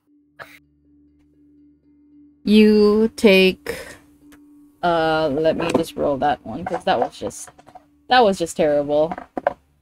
Oh my god. You take, oh god, that's full, really? 6 points of bludgeoning damage. Wait, aren't I dead already?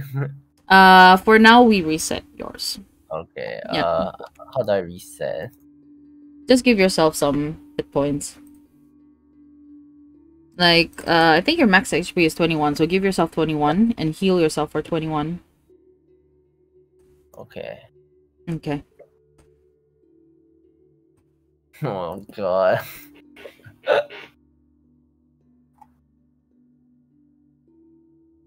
And then you see one of the kids just go over to you and say, You have to grab the vine like this. With 2 hands. And then you wrap your feet around the vine. And then you hop back a little bit. And then swing. Okay? Thanks, little one.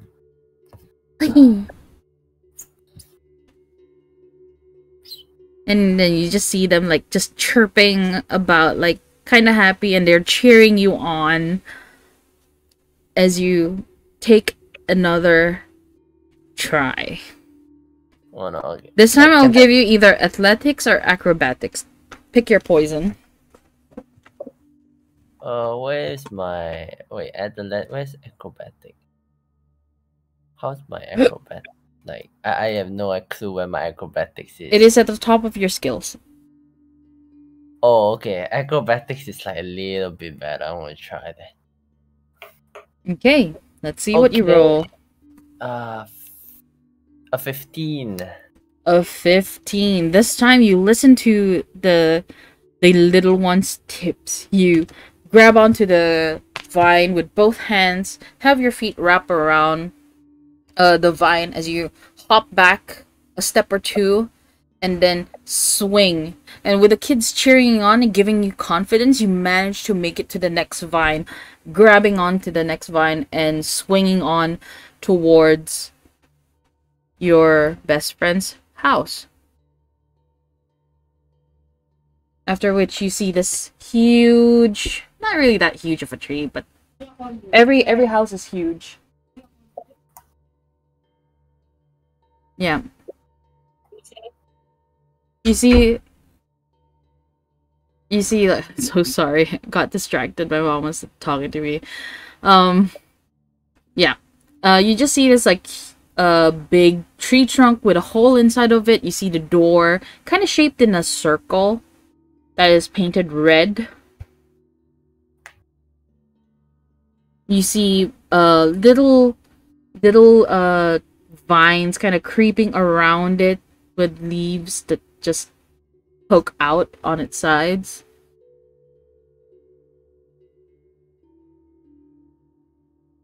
What do you do? More like cover my nose and mouth as best I can, and then I knock on the door.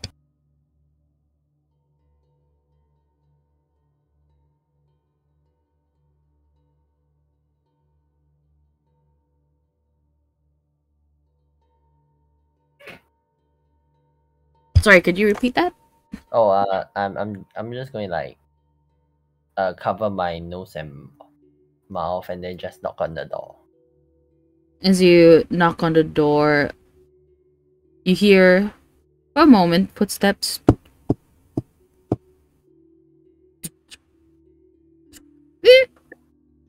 Oh! Clicker!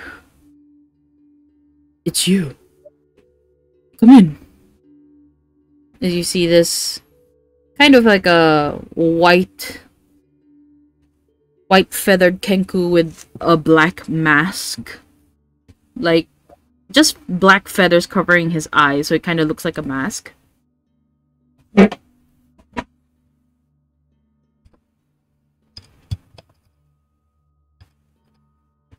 And he lets you into the house, which inside you see several pots and pans hanging from the kitchen. It's a relatively smaller house in comparison to yours. You can see the kitchen from the living room as you enter and walk in.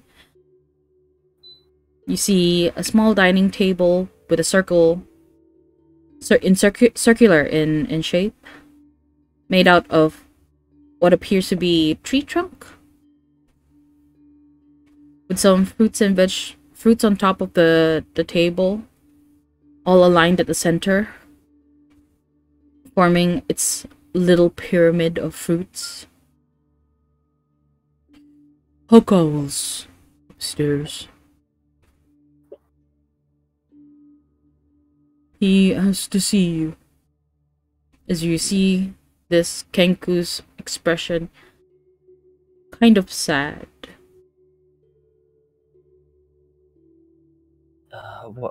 What is his condition like now, doctor? I'm not sure. I'm not the doctor, by the way. I'm Uncle. Uncle Featherfall.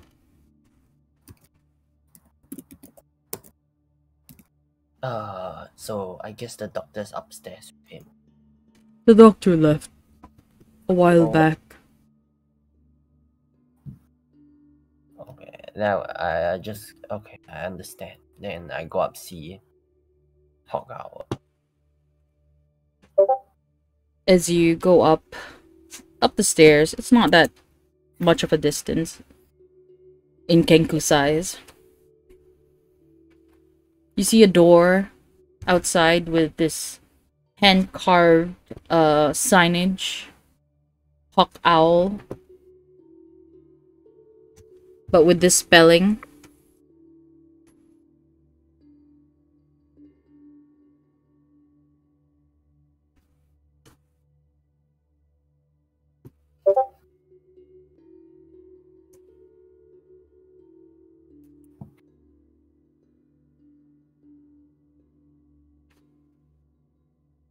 Oh.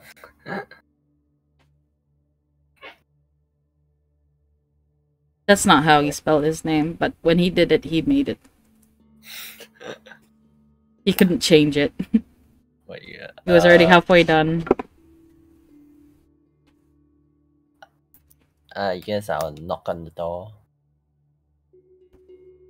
You knock on the door, and you hear this kind of like a rough voice saying, "Come in."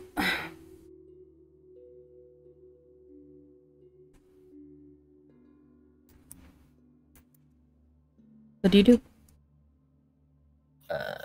I'm just gonna open the door first. You open the door, and inside you see this.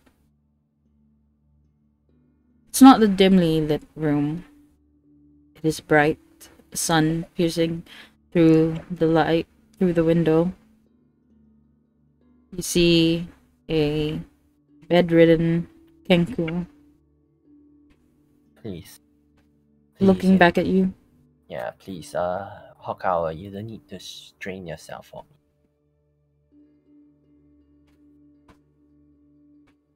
I was told might not have long. Can I check his condition? Make a medicine check. Medicine. 16. 16. From what you can tell,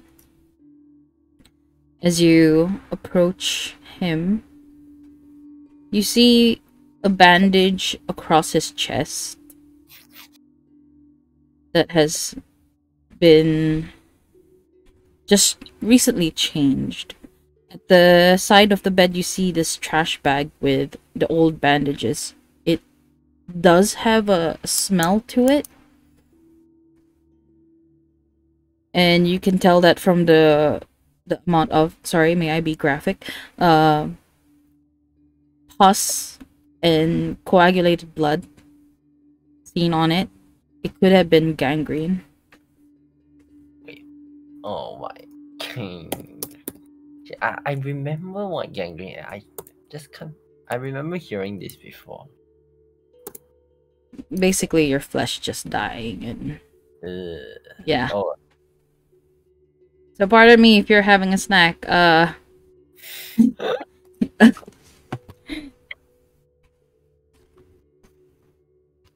It's the wound is not healing properly. The flesh is just degrading. Your body being eaten up by bacterias. yeah. Don't look at pictures. I'm telling you, it's not gonna look good. Oh yeah. No. Oops. Too late. Anyways. So can I check what medicine that he's taking right now? If he has any on his bedside or stuff like that. You know that there's an herbal type of tea that is used to subside pain. Oh.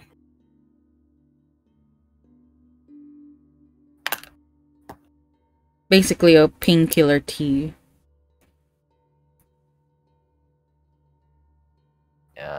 I'm going to is there any extra bandages nearby? At the moment you don't see that, but you do see that his bandage has been just changed. It's a fresh set of bandages. Yeah.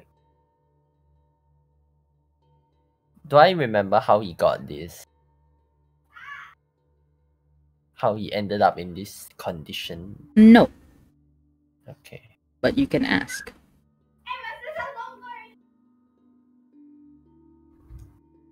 Damn.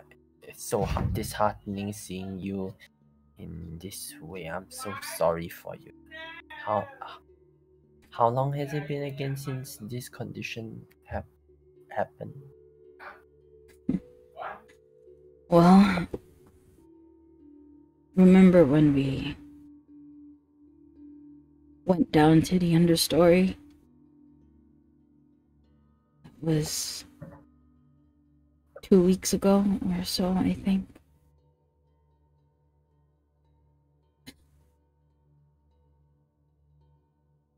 We were trying to swing to the mother tree.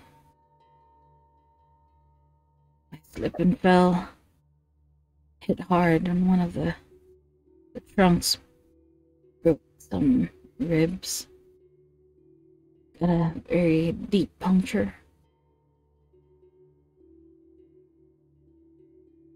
As you see him like just struggle to lie down.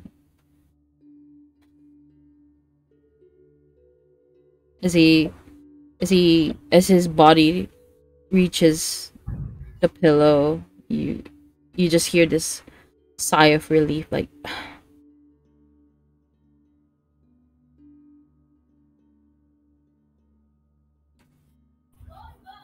we wanted to have wings, remember?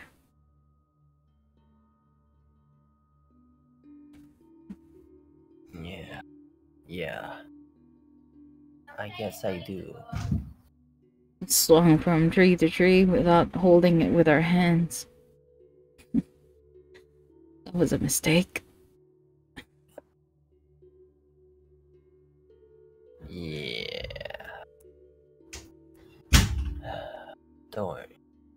I guess you could say this is partially my fault too.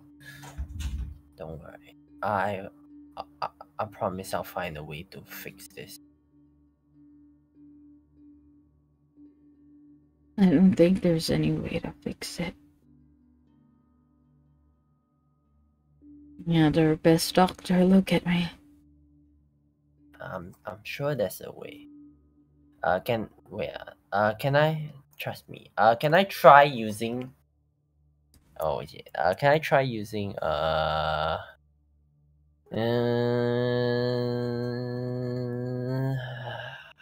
This gonna kill me. Can I try using cure wound on him? Cure wounds on him.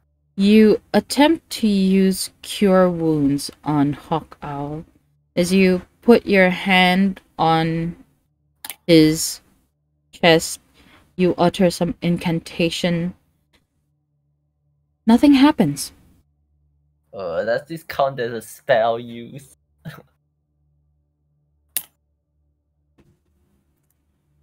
I can just say that nothing happens.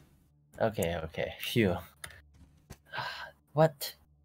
I'm sure this works. What do you mean? You're trying to be funny with me, Clicker? First you come into my room with a handkerchief on your mouth. This is not gonna infect you, buddy. And what were you saying back there? You're not a spell weaver.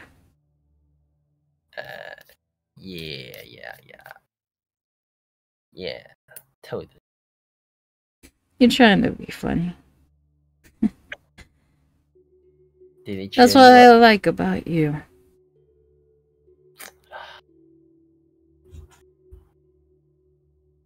I mean, we did say that we were gonna leave town, explore beyond the forest.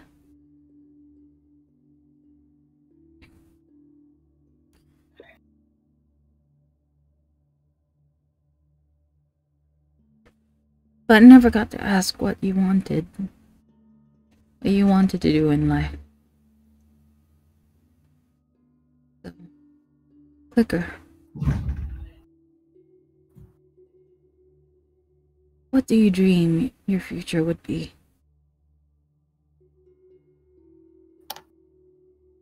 Is there like a window in this room? Should have, right? There is a window right next to his bed. It is circular in shape. It is the swing type, so you can just unlatch it from the lock and push it outwards. Right. I'm gonna remove my handkerchief and then put it on the bedside, and then unhatch the window and let some fresh air in. You do so. You I don't see know. your friend's eyes just following you. I don't know, Hawkeye Hour. I don't know. I have everything I want here. Everything. Even friends, family. You. And then I'm happy with my life here. But now I want to save you. Guess that's my goal in life. Not just you, other people like far and wide, just as we promised. Once I save you, I'll save others. I won't let anyone suffer anymore and fear death. I will let them live their life to the fullest. You see a faint smile on Hawk Owl's face as he put up his right hand as if asking for yours. I go up to him. Don't die on. Just hang in there a little longer. I'll find a way to save you. I promise. Don't make promises you can't keep. As he holds onto your hand. Please, I want to keep this promise. Please don't let me not keep this promise. I just hang in there. You see him shake his head a little bit.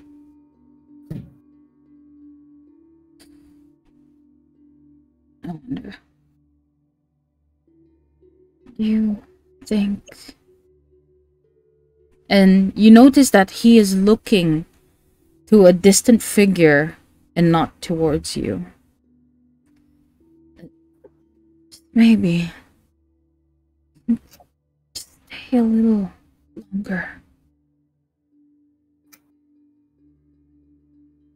After a bit, you wait for a response from him. You see him chuckle, shake his head slightly before looking back at you. You see him open his beaks as if to say something, but only air escapes. His eyes remain open, but there is no light in it. No, no, don't die. I tried to use spare the dying. You make your incantations, Come on. you made your somatic moves, but nothing happens. Instead, a figure looms above Hawk Owl. A raven hovers above him. Death is absolute and true. Rejoice, for the fallen have truly lived and returned to the Raven Queen. With this, we return to Babrim. Everyone, you have taken your long rest. So please mark your... make sure that you refresh your character sheets. Your spell slots are available again. Your hit points back to maximum.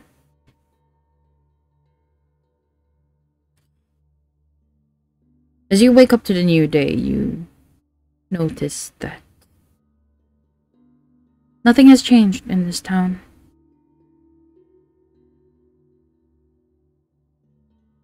Except for one thing. You hear this loud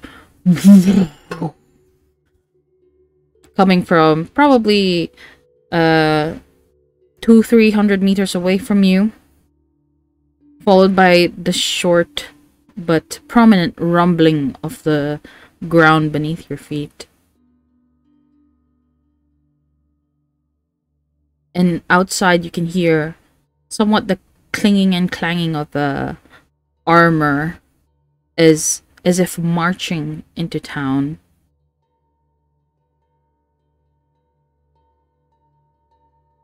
Everyone inside the household, Thor, Therizo, Jane, Ariel, you can hear this.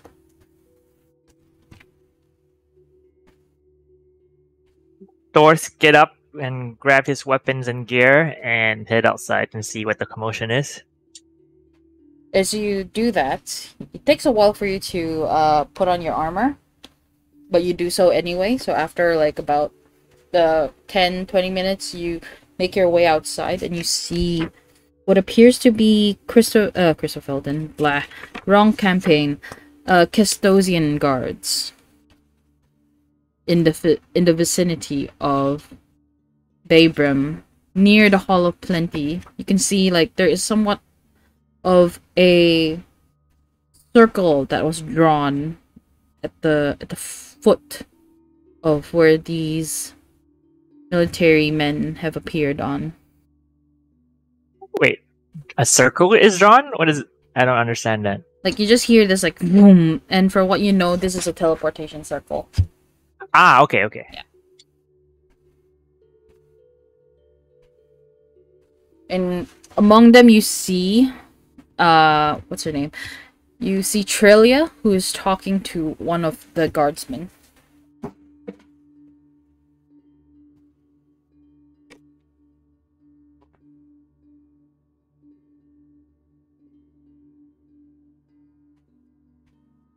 I kind of get closer to try and hear what's the conversation is about.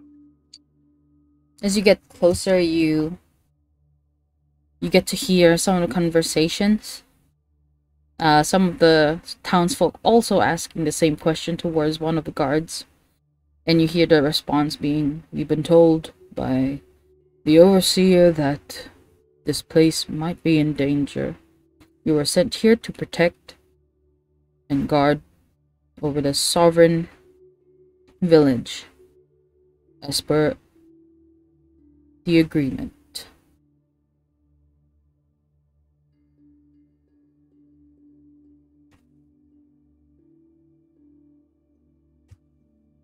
We are here just for peacekeeping duties.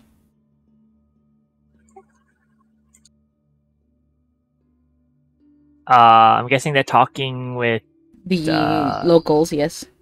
the locals and get like. Does everything look like peaceful and in order, kind of thing? It looks like people you- are very curious on what's going on. Okay. But you do see Trilia, who is speaking to one of the guards in a more ornate armor. Mm-hmm. While talking to him, she looks at you, gives you a short wave. I wave back and walk towards them.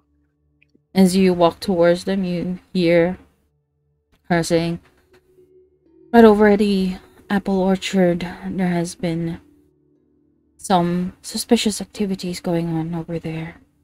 And, speak of the devil, here. This is Thorathil. Thorathil, this is Captain Lamar." Let me just type that out. Greetings, hello. He extends his arm out for a handshake. He takes your arm, shakes it. It's a very firm handshake, very formal. "I'm Captain Lamar of the 44th platoon. We were sent here by Emerai Heartsong to take care of the people here, as there were suspicious activities with regards to a known cult that has terrorized the city of Kestos." Ah, perfect.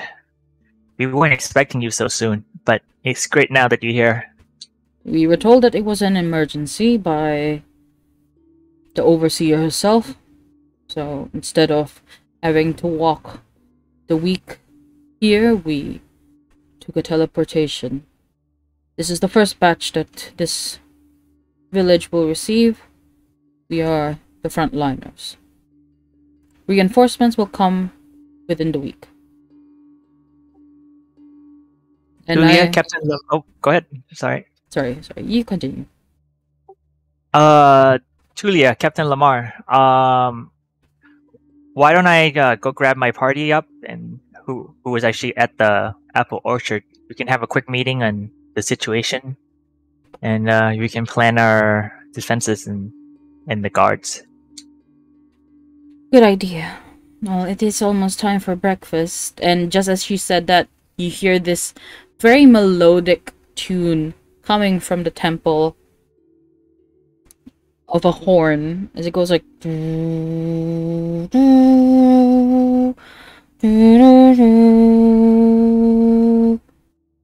And you start to see people, like, coming out of their homes and making their way towards the Hall of Plenty.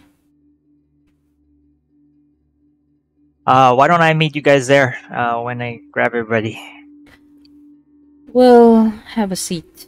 I'll have some of the staff of the Hall of Plenty to bring us some food over to... what do you call this? To the overseer's offices. It's right next to the old, what do you call that? Let me just open my notes. It has been a hot minute since then. Click.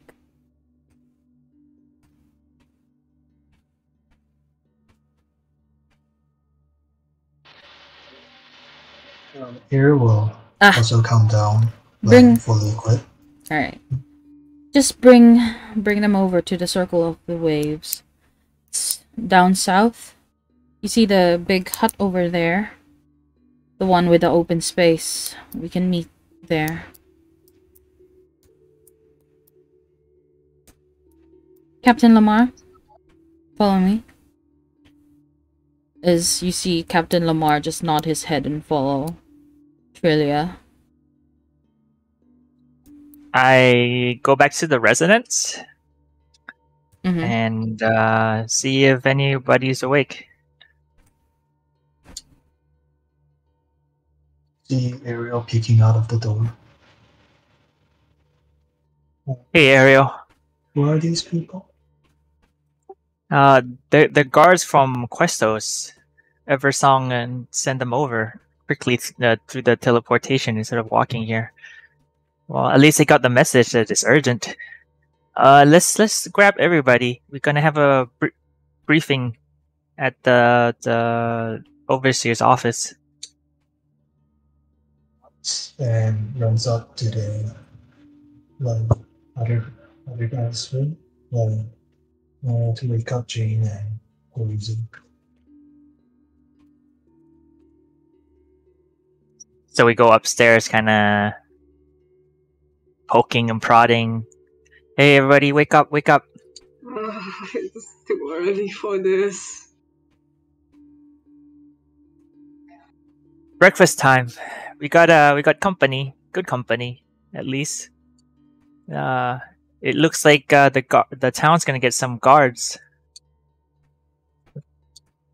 Oh. Aren't they just gonna like come in a week or two? Are they here already? Yeah, Eversong sent them through a teleportation circle.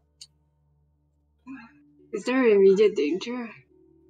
No immediate danger, but it's best that we give them a briefing of the situation that happened last night, because with our casualty and everything. Oh, with me in the ugly afternoon then.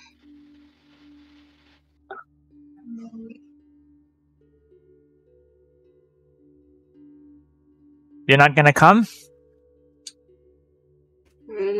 Just give me a sec to change. It's like Teresa just like usually just gets up. Ariel walks out and pays to knock on Jane's door. Knock. Is Hash Brown with us? I would say that he is with you guys, but is on silent mode, autopilot mode. Okay, so I guess try to wake up, get Jane and Hash Brown ready if they're willing to come. Hey, there's breakfast.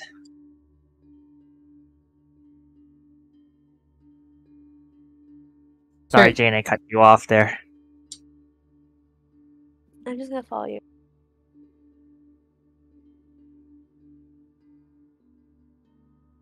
So we have... Guessing we have Hash Brown coming as well? Mm-hmm. Hash Brown is kind of important to come. Mm-hmm. Teresa, you sure you don't want to come? They're gonna serve us breakfast. Alright. It's kind of important.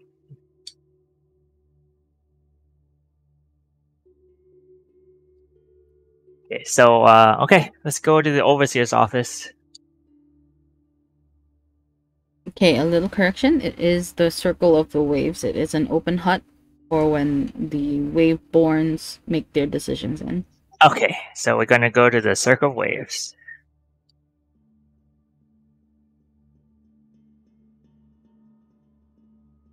Okay, so may I know who's following? Jane. Everybody except Teresa, I think. No, I'm. He's following. He's just a bit sluggish. Oh. Okay. And the doctor is not coming. Yeah, he can't come. He kind of Do you want him to be the Walking Dead? Okay. Sorry, that was a bad pun. Dude, no, drag the casket along. During the funeral song. Okay. Anyway, as you guys cross the town, you make your way towards where the rocky cliffside is, where Jane and Ariel went to look for hash brown initially. A little bit of feedback on the on-side. Okay. And right above, you do see a stairway leading you up to this hut that doesn't appear to have walls, but rather just a roof and an elevated platform for where people can sit. As you go up the staircase, you reach the foot of the hut. You see Captain Lamar, Trillia sitting there together with Jiren Bast, who is the Waveborn farmhand, Zolan Orr, and Bugtail Sight. You see them sitting in what appears to be like a half circle. As they see you approach, they gesture towards you to sit in front of them. And alongside, you do see Dova and Tov, the scholar. What do you guys do? I go up to. Are they gesturing us to sit? Mm-hmm. All of them are sitting on the floor, cross-legged.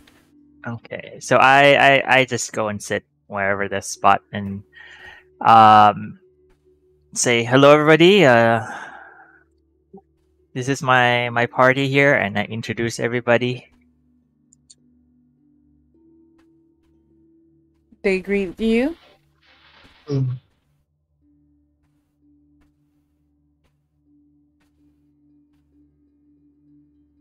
So, Dorothea, you said you brought someone who has been to the apple farm. Yes, was there? Yes. Unfortunately, I was keeping guard here with Aaron, so I was not at the apple orchard. But these guys were.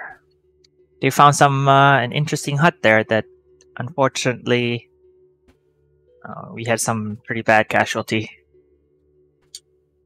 I see. Yes, the Kenku, right? Yes, the Kanku. That Eversong actually just sent it to us yesterday. Unfortunate. This is going to be an unusually dangerous circumstance. Who was there present at the orchard yesterday? Ariel raises her hand. Give us your recount of what had happened. So we're told that Hash Brown, she points to Hash Brown, was kind of abducted by two people in white clothes, and we went after them. And then we found this hut, and then there was traps inside, and we kind of got burned. But it eventually turns out all right. And there's this hidden passage in the kitchen where we went down, we got attacked by undead stuff, and then we met up with Hash Brown and the doctor kind of she's like stuttering at this one.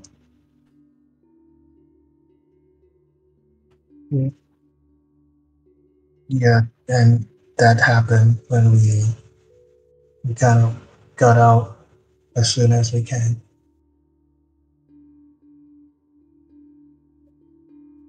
So you said there were undead inside this dungeon.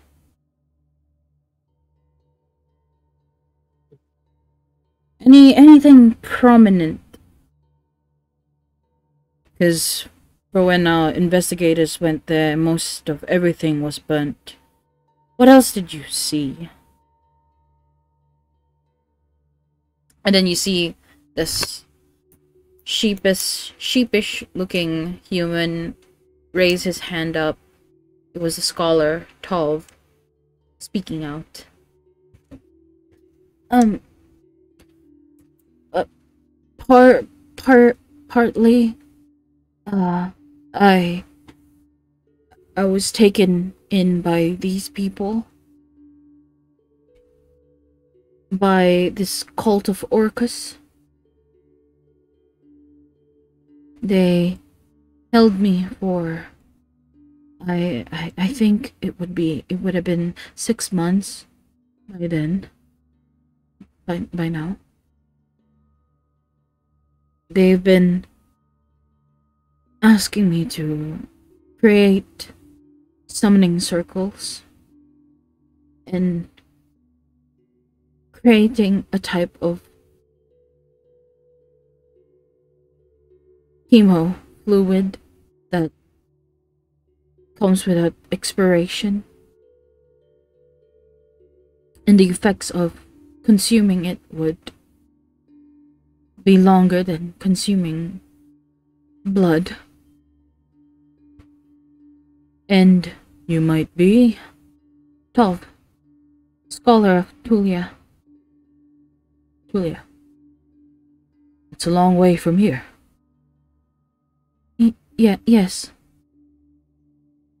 I was saved by Dova and Hash Brown here. They liberated me from my imprisonment.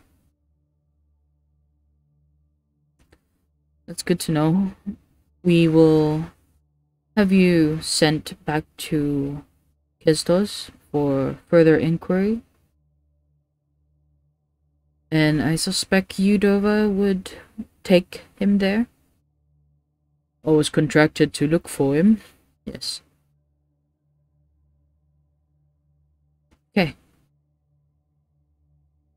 As for the security of Babrim, I would need your assistance as Waveborns to inform the people that we are here as a peacekeeping force. We are not here to overtake the leadership here. We are here to protect the people for any incoming threats such as those of the cult of Baal and Orcus. Are there any objections to this? You see the other Waveborns, they just shake their heads in agreement. And after which you see or you hear this dragonborn with shimmering golden eyes with two horns kind of like birchwood in color protruding out of his forehead. You know him as Zolan, or the Waveborn of the temple. He looks towards the party and says, I have received your friend, the doctor. I've given him blessings. But just one peculiar thing. His body seems to be in stasis. I'm not too sure how or why. I've spoken to Bug about this. And we agree that his body is to be taken to the catacomb of the Raven Queen in Tulia. It would be in Shiroi, so that would be the western part of the nation of Tulia.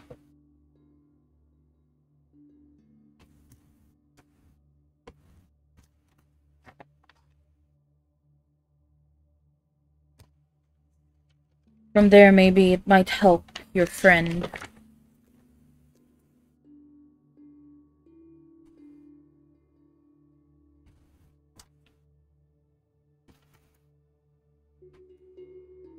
I have no objection to that. Emrai did say to do We believe... whatever you need to do it. Okay. Yeah. Okay.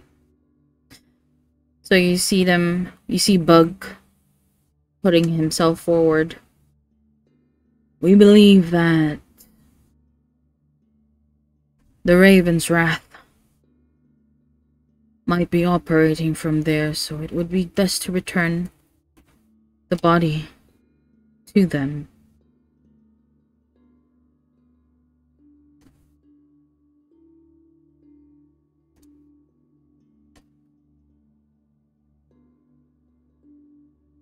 Maybe they might be able to help.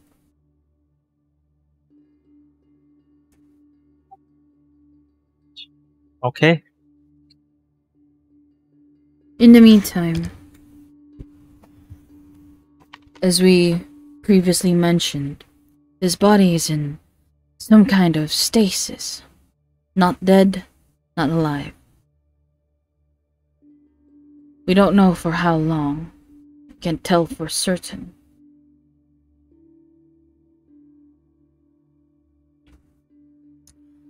But should you carry his body around, how do you wish to proceed? Do you want to leave him lying down on your carriage, or put him in a makeshift box so that it wouldn't look too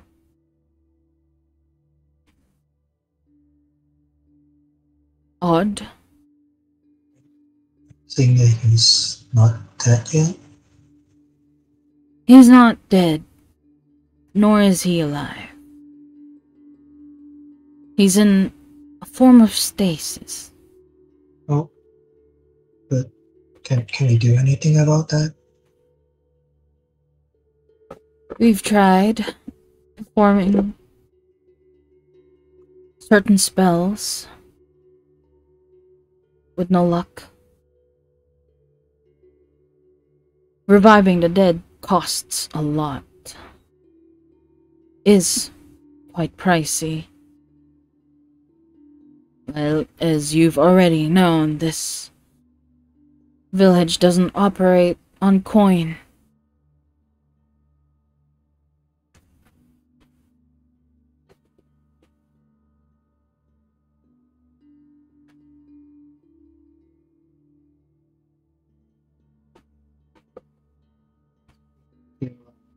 So the next best thing that we can offer is to send his body to the Raven's catacombs.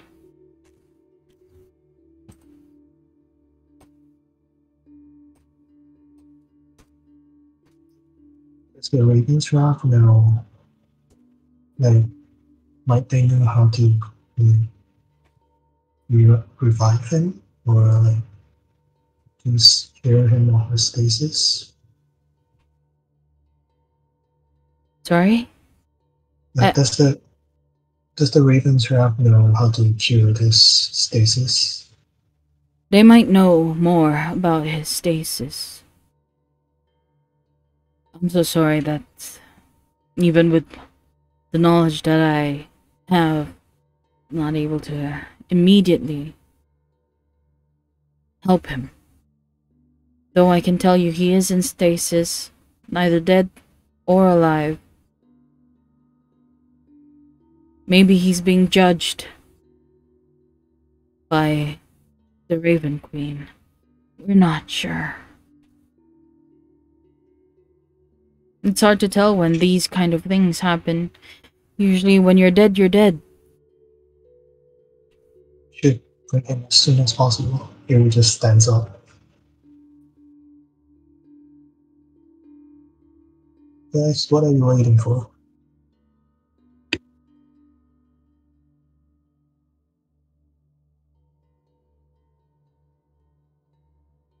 She's talking to the party.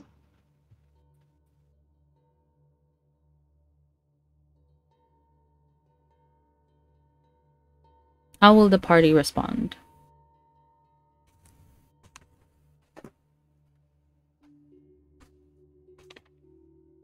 But I guess they will just burst out of the door. There is no door, it's literally open. Okay, she'll just rush towards where the doctor is. Alright, the doctor is at the temple of the last matriarch. You will find his body there. Okay, she's heading that way then. Okay. How about the others? I didn't hear what Leon said. He is going to stand up and make his way towards the temple of the last matriarch, where Doctor's body is at. I'll follow him.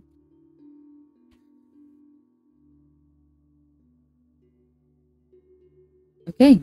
How about the others? Terizo, Thor. Or can we?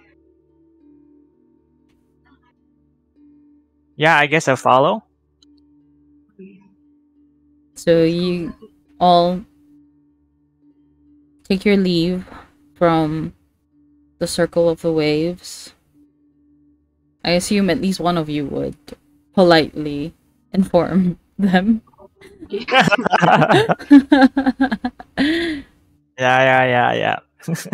With our apologies, we want to go and see our friend. Okay.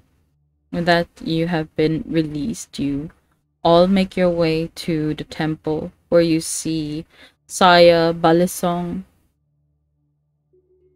kneeling beside the doctor, caressing his feathers, keeping watch. She sees you guys coming. She gives you guys a short wave.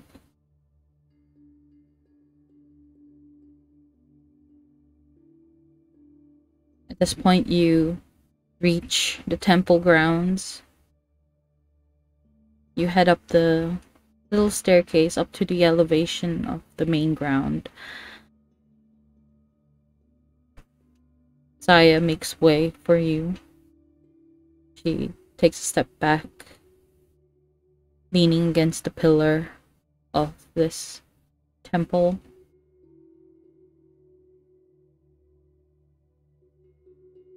You see Doctor lying still, his arms crossed on top of his abdomen. He looks like he's sleeping.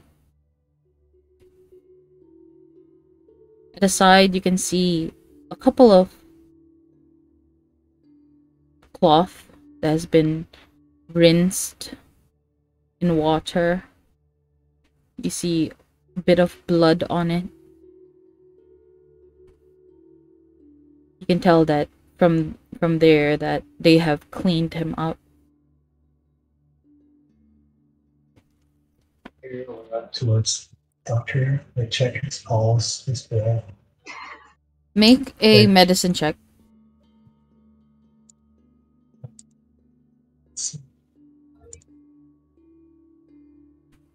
I'm just gonna do the same thing as 9. well. Ooh, 9. You can tell that his wounds have sealed up. But you do notice this faint white glow around him. It's very faint. Like you won't notice it if you don't look hard enough. Take his shoulders, calling out his name, slap him a few times. You what? Yeah. I'll shake his shoulders, calling out, Doctor, wake up, and like slap him a few times. Not that hard, of course. Okay. He doesn't respond. He still is in stasis. You guys, it's not going to be that simple. And she backs away.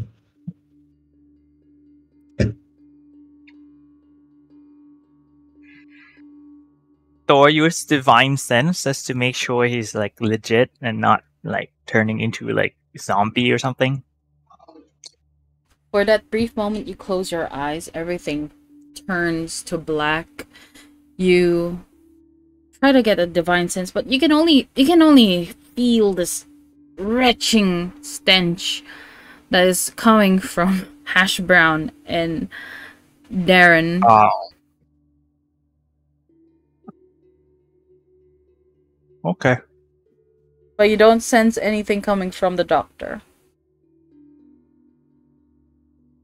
But you do get this very faint feeling of lightness around him. Probably celestial?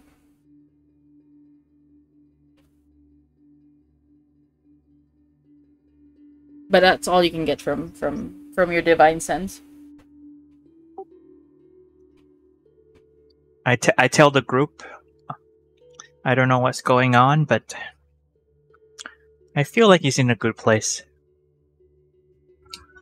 I'm pretty sure someone had said about someone being judged by the Raven Queen. If it's judgment, I'm not sure if it's good or bad in the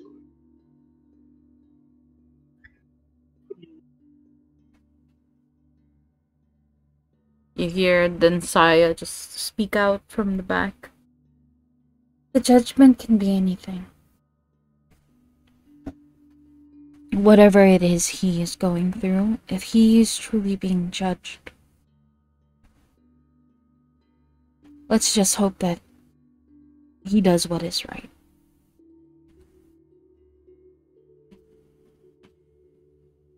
Can I also like check the pulse? You check the pulse and you don't feel any.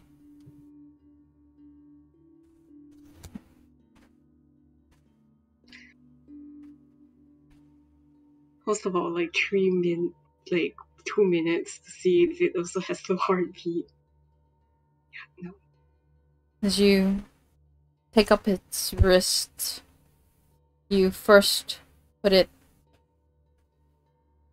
2 fingers on his wrist. You don't feel anything. Then you move up to near his elbow where the joints are.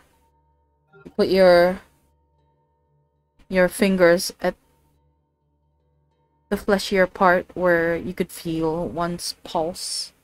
You don't feel it. And then finally you went up to his neck, put it right below his jawline. No pulse.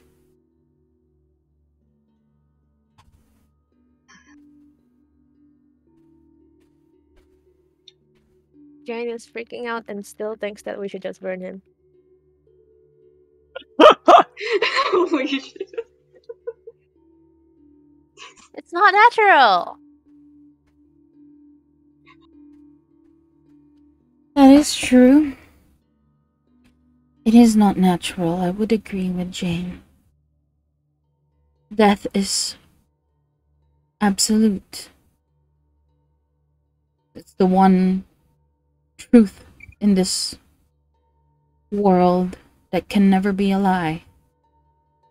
For him to be in stasis is something.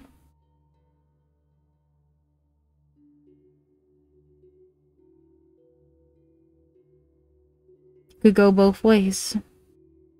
He dies or he lives.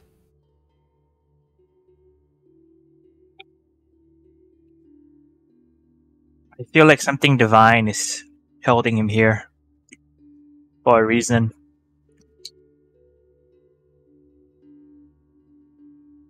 That also doesn't help that you're not going to grieve over it.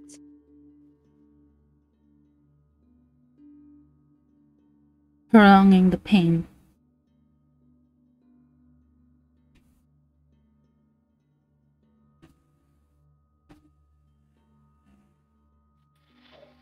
I think we should just leave him be. If he's being judged, that means he's like not given up yet, right? Else, like this wouldn't really happen. Like, it means he does want to move on. And we should like at least let him try.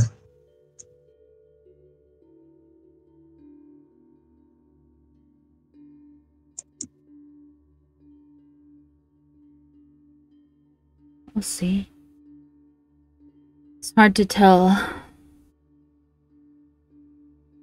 Technically, he's dead.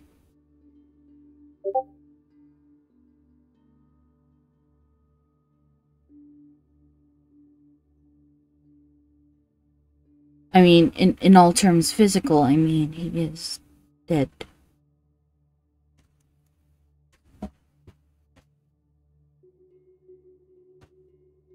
But what are you gonna do now?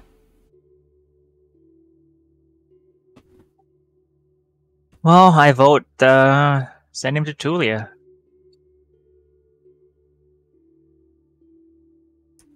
If but yeah, do whatever you want, I guess. How do you suppose you send him to Julia?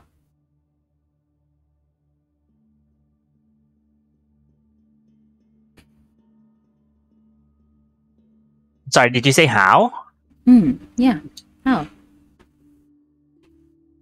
Wait, we have to take him to Tulia? Thor asks. We have enough on our hands here. I don't know if the peacekeeping troops are tasked to bring him to Julia.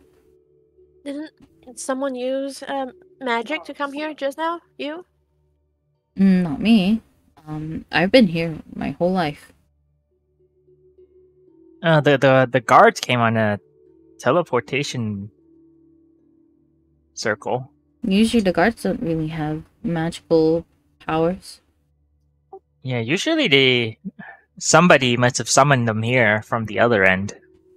Like, I doubt they have teleportation magic, but doesn't hurt to ask. Bug may be powerful, but such teleportation devices or means are pricey. If I'm not wrong. I think teleporting is not cheap. That I know. I've been told by Bug before. Hold on a second. Let me just look through my notes. As you see, Saya just flipping out a notepad that she has in her pocket.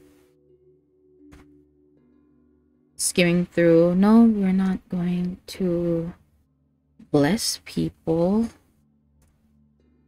We're not going to do that either. Huh. We are not going to Tulia. Tulia would take us like 2 months to get there. At least, right? Mm-hmm. I think the dead should be laid to rest.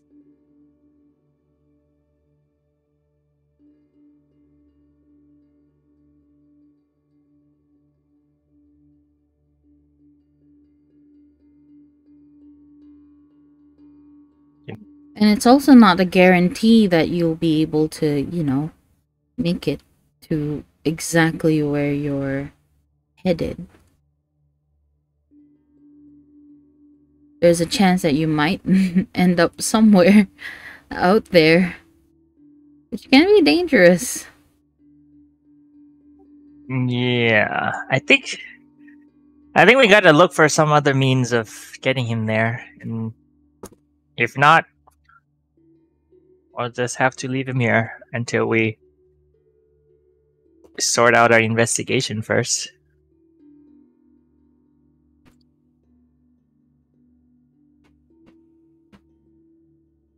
What do you guys think? Or maybe Eversong can help us out. Send his body back to Questos, and they can arrange a transportation there.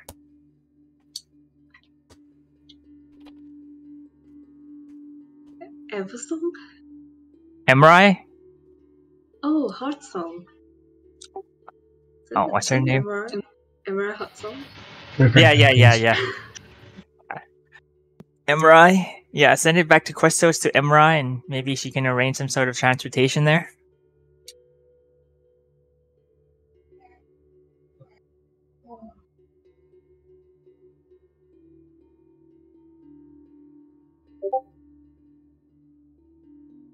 Can want to assist with that though? I have to ask. If she, like, she can use the money she owe doctor to do that, I suppose. They, me and doctor are still waiting on our reward.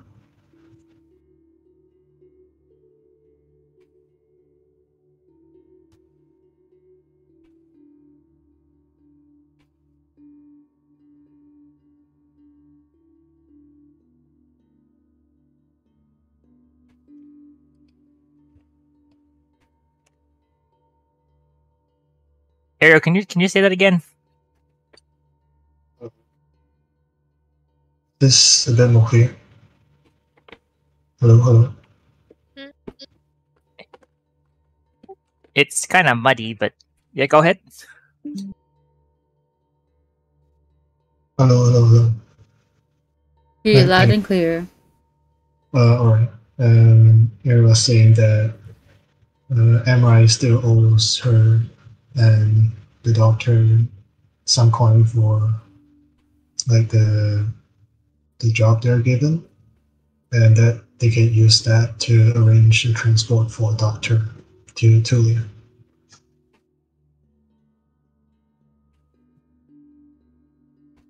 That's it.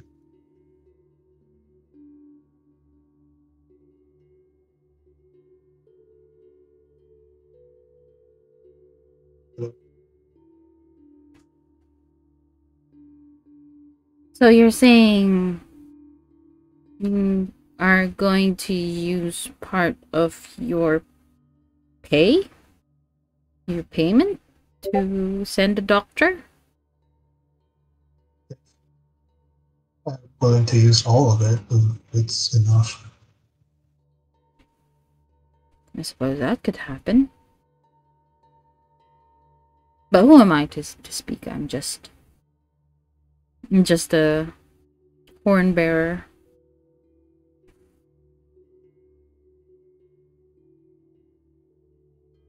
I think I can talk to MRI about that. Okay, how do you do that? We'll press the green button on the external device. You press the green button, you hear this tune again. Doo doo doo doo doo doo. Hello? So, have you heard about Doctor being in this like stasis state where like apparently he's not dead and not alive? When I asked like if we can arrange like in transport to bring him to Tulia, since the Ravenscraft might know like some way of how to deal with this condition. Like I'm willing to use my pay and perhaps the doctor's pay for arranging the transport if coin is needed. So you're telling me you are going to want to send your fallen comrade to Tulia? Yes. To which specific place will you be taking him? The Raven's catacombs. The Raven's Catacombs. Interesting. Okay. I'll just deduct that from your pay. And we'll see. Have his body sent together with Dova. I believe he is in Babram with you. I'll be looking for him. He will take the doctor's body back to Kestos and escort it to the Raven's Catacombs in Shiroi, Tulia. Thank you. Right. Out of character, but what was the Apple merchant's name again? The which one? The Apple merchant that they traveled with. Because I'm still kind of like concerned that we found his card outside of the hut. Dova and the Apple merchant are one and the same. He was under what do you call that? Maldov, right? Oh, Baldov. Baldov Kai, so right? I do recognize his face. Yes, you do recognize his face. Baldov Kai and Maldov, yes. They are one and the same. I'll just be referring to him as Baldov then. He was working undercover at that point of time.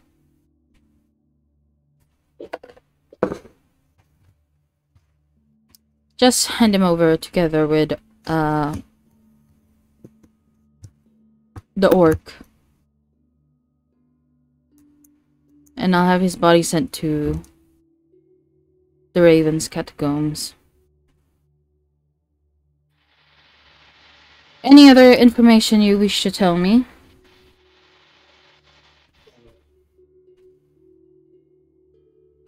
I think so, and she turns to the body. Is there anything you should say?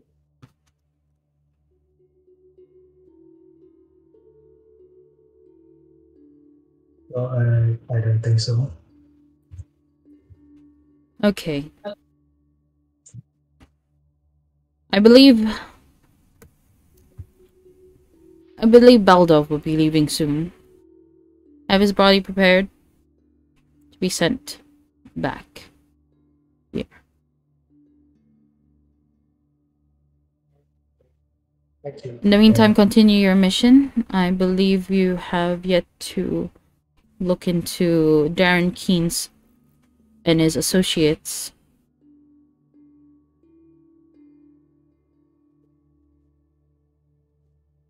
Well, thanks for sending security guards over. That'll make our lives easier. The cult of Baal is one thing. But if you say there are multiple cults involved, this is a matter of security that needs to be dealt with as swift as possible. Babrim of all places. You rarely get any trouble there. But for safety, we have provided them with armed guards and reinforcements will be arriving within a week.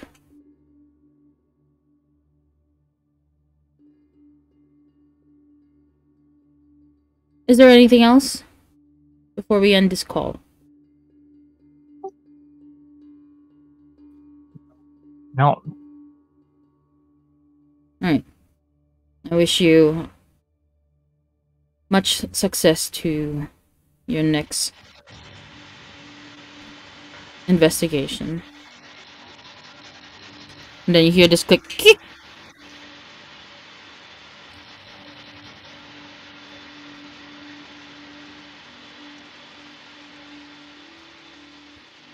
Exactly that. You hear the white noise. I think we should prepare him. Prepare him for travel. Do you want us to put him in a box, or do you want us to put him in a sack? You just hear like Saya asking in the background, not sure. Thor chuckles like, sack? No, I mean, you know, some cultures they put them in cloth and, you know, do the thing, and others put them in boxes. Others, like what Jane said, that they burn them. Ariel, you might want to switch off your excellent device. It's really loud. Let's get like a makeshift stretcher with some plank of wood and some handles, and I think we can kind of tie the body up. You know, just make him look like he's just a sick Injured? person being injured, being in transport. Okay. What do you guys think? That sounds like a good idea. Are you gonna cover the face? Well, he has this mask on. Do you want me to put it back on? Yeah, I think that sounds good. Have his mask on, and his body won't be like rotting anything, so it should looks pretty okay. You just see Saya take out the mask from one of the shelves and puts it back on the doctor. I can definitely get the stretcher. A bug could probably acquire one. So where would you guys be heading?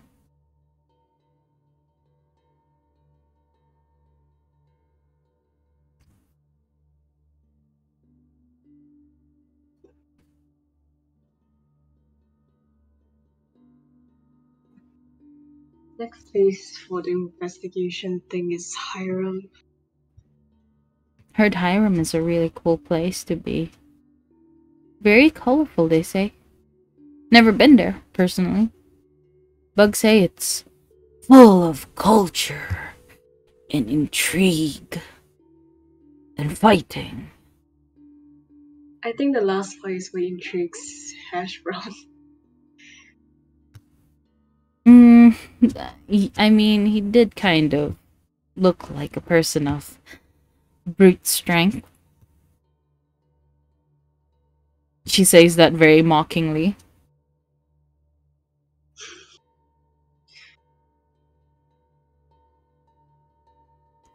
Anyway, I will find Bug tail site and have the doctor's body paired, if that's okay with you.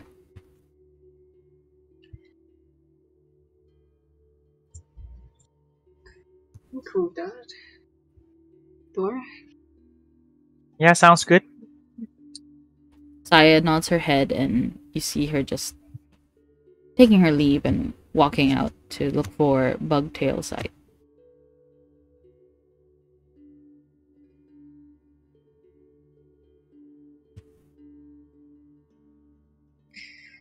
So,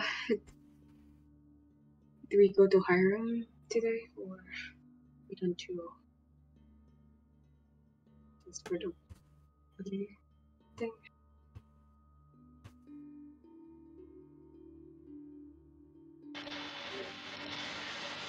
So, do we have like one last missing person? Or Yeah.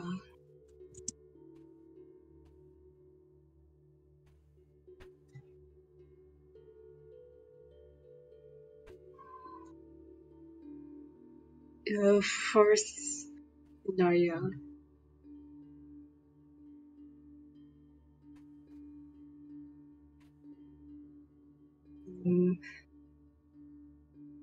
Thor, do we head to Hiram?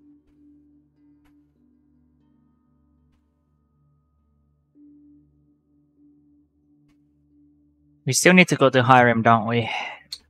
Yeah, do you want to go today? Now? Or wait until whatever preparation it is for the doctor?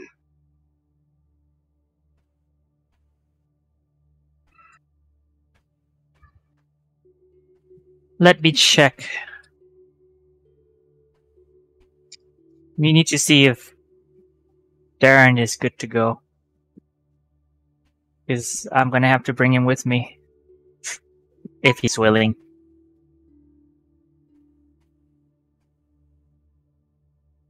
I don't think it's wise to leave him here. See, I mean, you do have to ask if it's alright with going.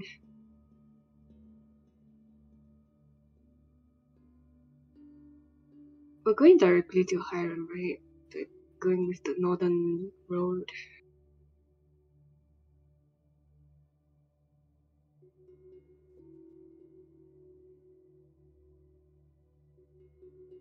If we're going to Hiram, do we need...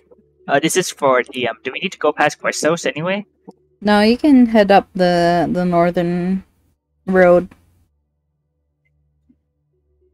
Yeah, the orc had mentioned about northern road towards Hiram.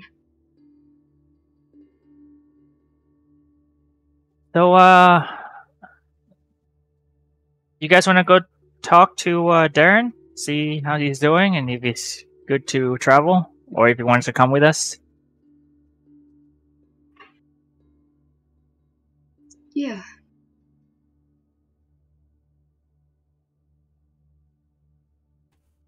Yeah, let's go to Darren. Alright, you're going to Darren.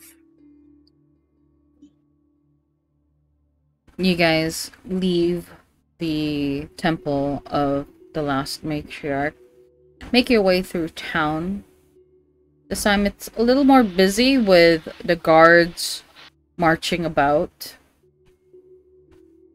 As you head towards his house, you see two guards standing outside.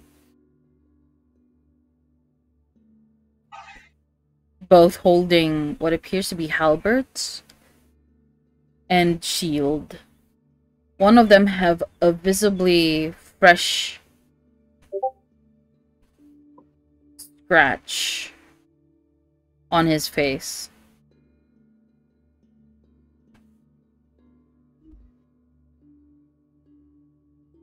As you approach them, they stop you. Hello, we're here to talk to Darren. I believe that might be not advisable. Why? We had him chained up. We went here to check on him, and he attacked us. What? As you see the scar on his face, still relatively fresh. But it's starting to cake up. Oh man. He was fine last night. That's what we were informed. When did this happen? A few minutes ago. Are you okay? I'm fine. We managed to subdue him. We chained him up. Have you treated the wound yet? Not yet, but soon after we get the next shift to cover for us. We've informed one of our soldiers about it. Trillia was here.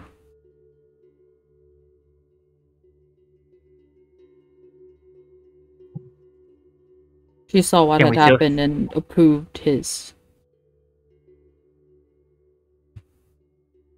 Sorry? see him anyway?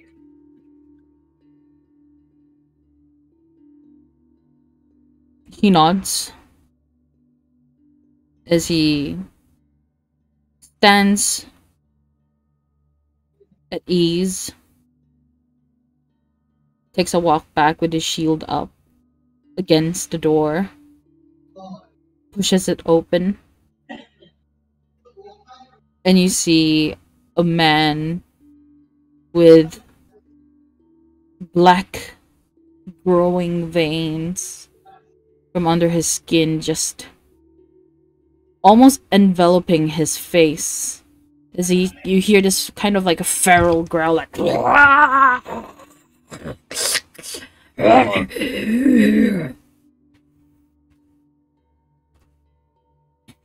he is chained up by the wrist, elbows, knees, and ankles.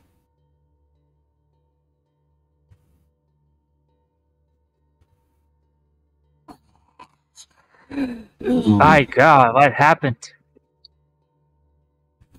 It seems that his curse is getting worse. You shout to Darren. Darren only responds like with this, as if trying to bite you.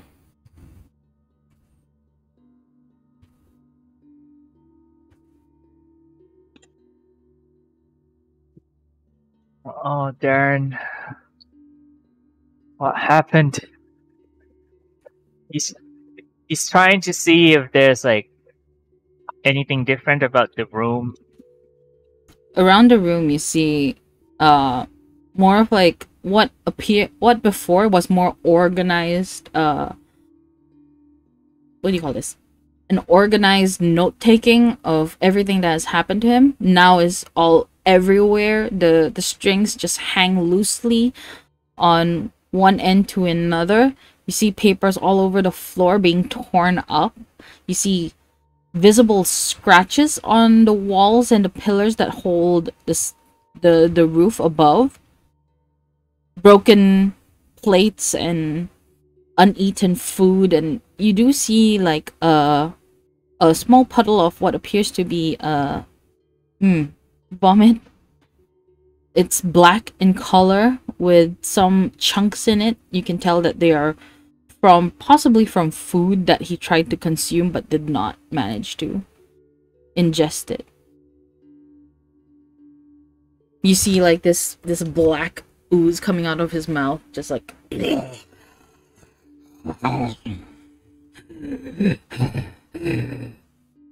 heavy breathing. You see him baring his teeth at you. You see what appears to be fangs as his eye color changed from that beautiful blue eyes to now reddish crimson red eyes.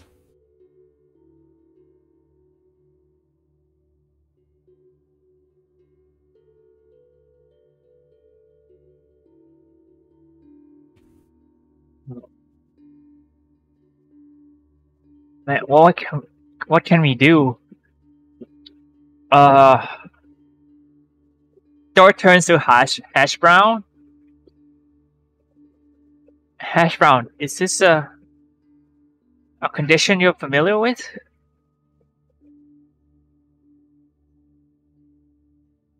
Hash brown would show you his hands, which are now black.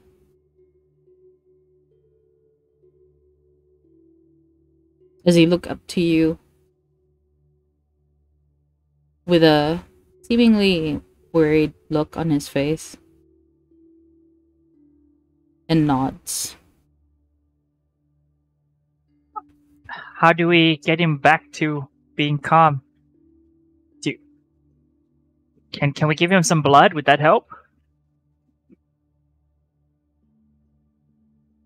Would you have allowed me to switch spells during sleep? Yes.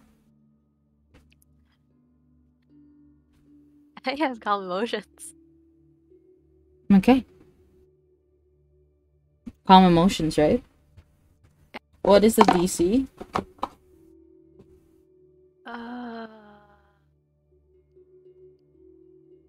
Give me a.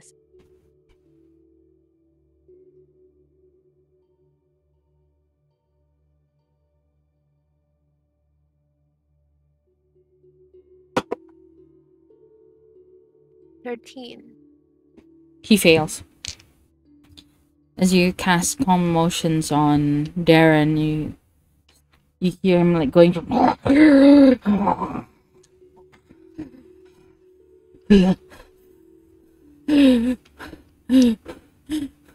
are you doing here?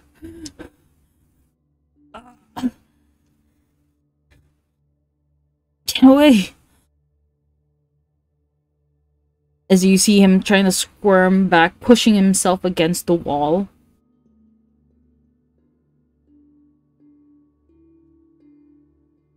Hash Brown, you have some blood, right? Hash Brown would nod. Takes out a vial. I can Thor. Oh man, Thor takes the vial and throw it at Darren. No, that would not work. How do I feed it to him? How would I feed it to him?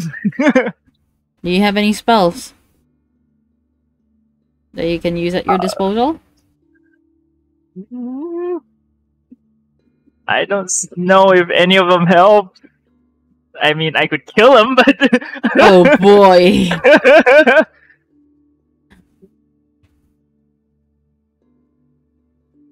Oh darn, you don't have it. You didn't put it on. It's okay. What were you thinking of? Command. Oh no. Oh yeah, that was a good one. I don't have it. I can compel duel, but like that won't help. Frostbite, would that freeze him? Frostbite. Not really. That does damage. It would hurt him too, though. I wanted to click command. I gave up I think bless. I gave up. Sorry, I gave up something. Create a destroy water for it, but it won't let me click prepare. I think you might have to unclick and then click again, or otherwise you have to refresh it.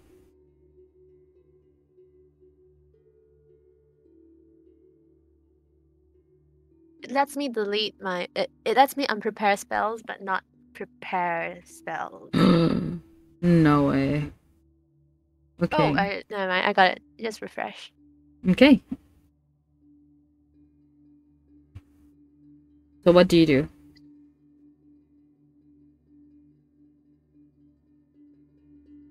Would protection from evil and good do anything? Not really. I don't. I think it would help if I cast it. You won't know until you try. You won't know until you try. Alright, I'll give it a shot. I should have cast it on him before he turned possessed. Yeah, so... Oh, it requires touch! Okay, shit. He is shackled, by the way. Okay, I slowly go to one of his shackled hand and touch him and cast protection from evil and good. Do you have holy water? Oh, you're going that route, huh? I think you do, right? I don't know. Okay, let's see. I don't think so.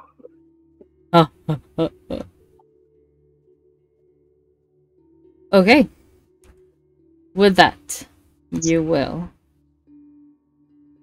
I would just give it to you for now. As you touch him, you start to see the black veins pull back from his flesh.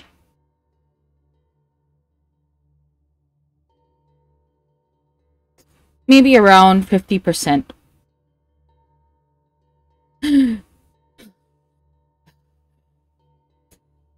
Oh, so thirsty. So hungry.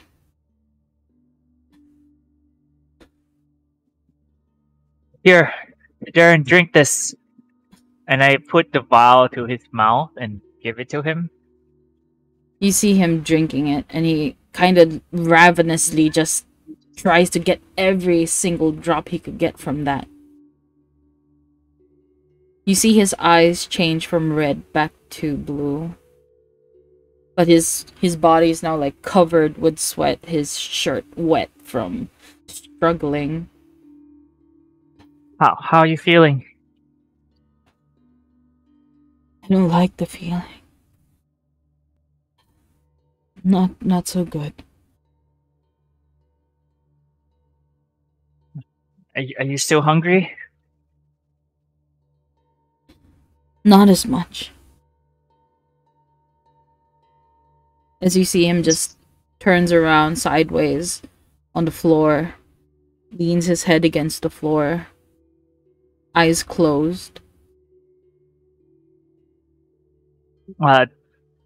Thor starts unshackling him. You see one of the guards inform you, please don't. No, it's okay. We just need to make sure that he doesn't go without blood.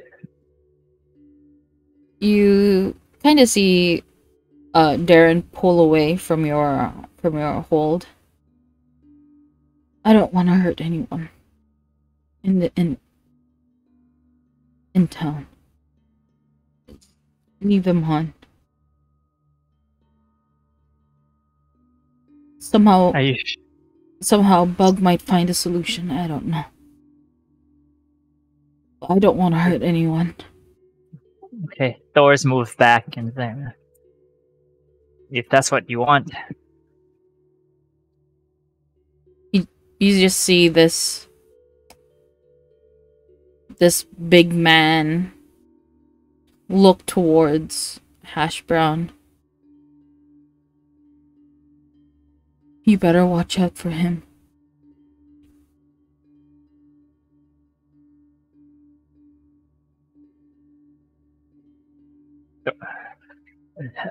Thor looks at Hash Brown. Yeah, I've been keeping an eye on this one, but he's been doing well. That's why I trust you. I think you're gonna do okay too. Lucky him. What brings you here? We came to check on you, actually. We're gonna go to Hiram to continue investigation of our case. And I think you should come with us. That would be a good idea had I been in a better condition.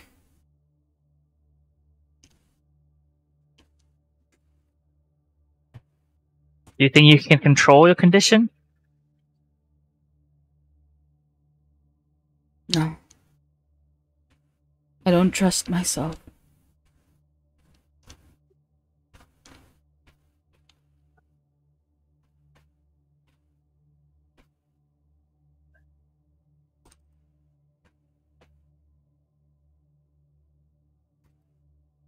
Hmm.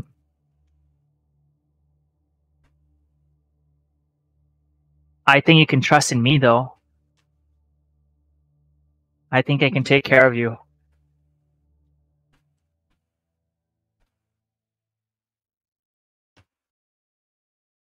You can trust in us.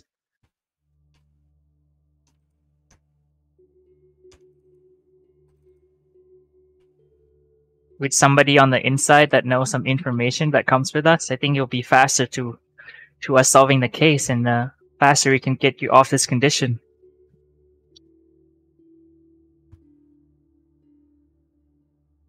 I think I'll just slow you down.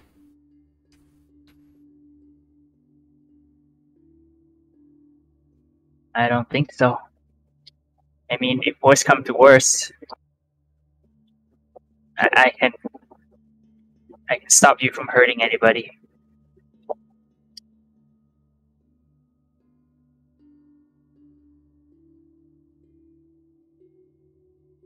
Make a persuasion check. Persuasion check. Go! 9 plus 1, 10.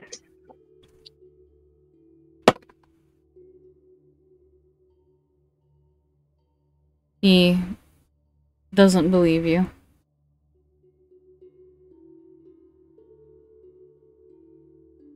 I doubt you can. As he looks up to the guards. You were here to check on me earlier. I was fine the night before. This morning I attacked them. Sorry. As he kind of like just apologizes to the guard who's standing behind you guys.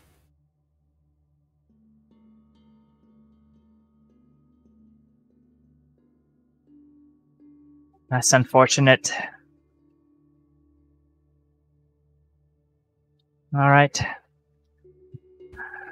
I guess we gotta go and prep for our travels then.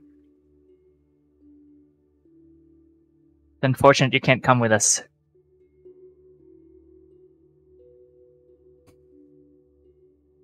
Believe him or I might. Take good care of me. So does the town. They care deeply for me. Yeah. I think they take care of you well here. And I start to leave, and on my way out, I like to ask the guard where I can find what's his name? Captain Lamar? Lamar, yeah. Okay. They inform you that they are still at the Circle of the Waves. Okay.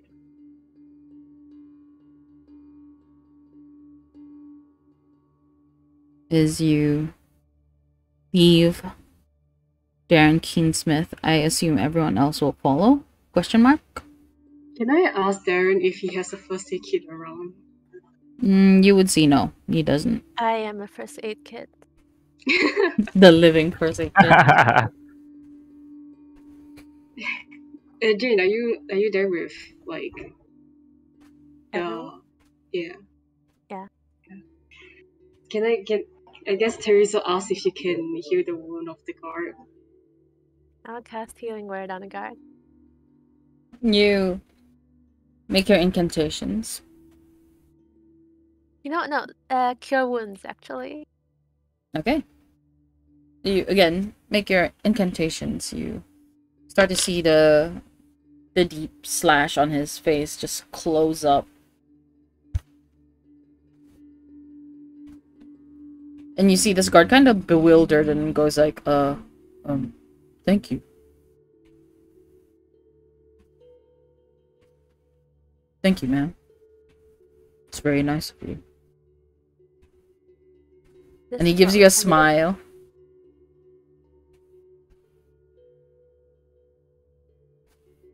This is what our party is capable of.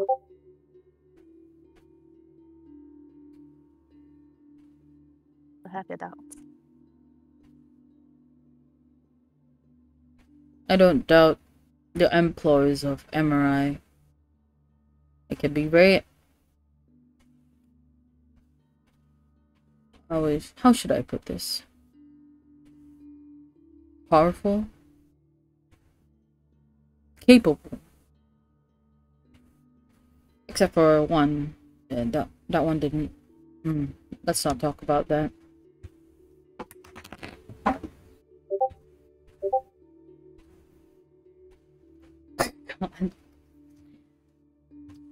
As you guys leave and proceed towards the Circle of the Waves, you do see Baldov Kai and Tov getting ready to leave. Behind them, you do see what appeared to be the doctor on stretchers, his body tied up loosely, just so that it wouldn't move about. And you see the people just push his body at the back of the cart as they prepare to leave.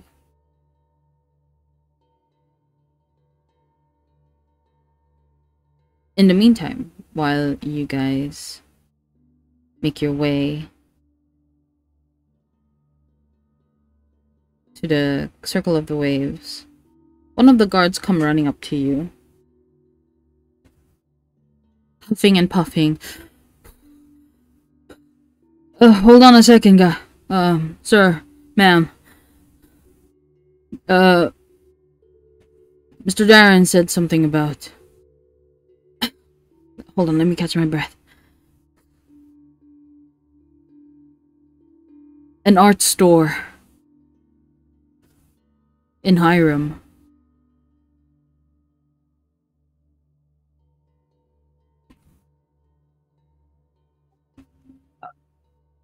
So his ears kind of perks up. Art store, you say? Yes.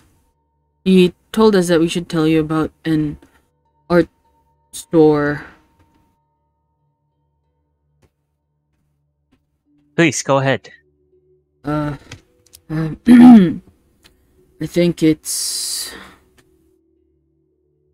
Let me just double check for the name, because it has been a long time since I touched Hiram.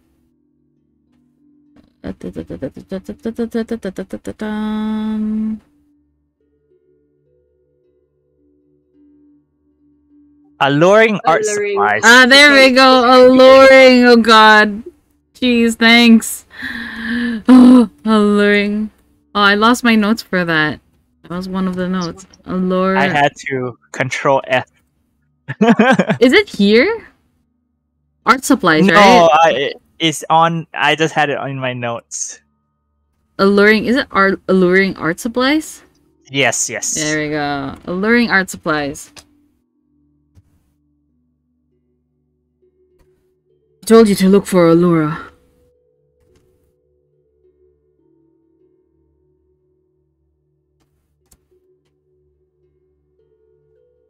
I think she's the store owner. Oh, wrong channel, Aka. Oh god. Why am I here? Why am I there? Oh right, because I have so many Discord open. Alluring art supplies.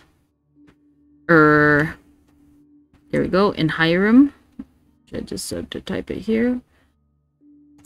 Hiram and Allura, who is the...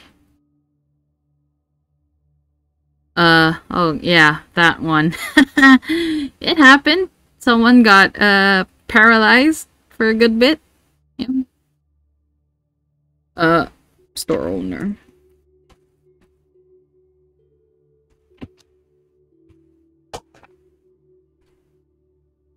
Out of character. Do we know Allura? No. Sounds familiar. No? Okay. I mean, Allura can't... Okay, out of character... Out of game, also, Allura is basically, you know, Voltron. Wait, Ultron? Voltron, the one with the lions, you know. Alora is basically the best friend of Yves Blisswin.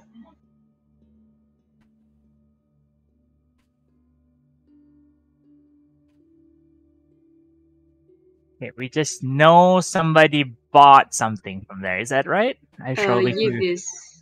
Yeah, Okay.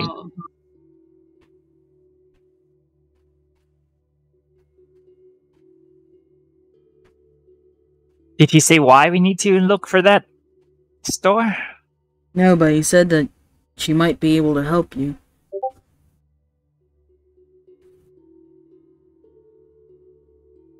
Okay.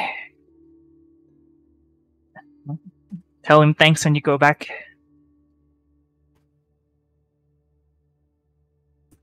Okay. You guys walk fast, you know? As he marches back to Darren Keensmith's home. And with that, I think it would be a good time to end the session. Hey.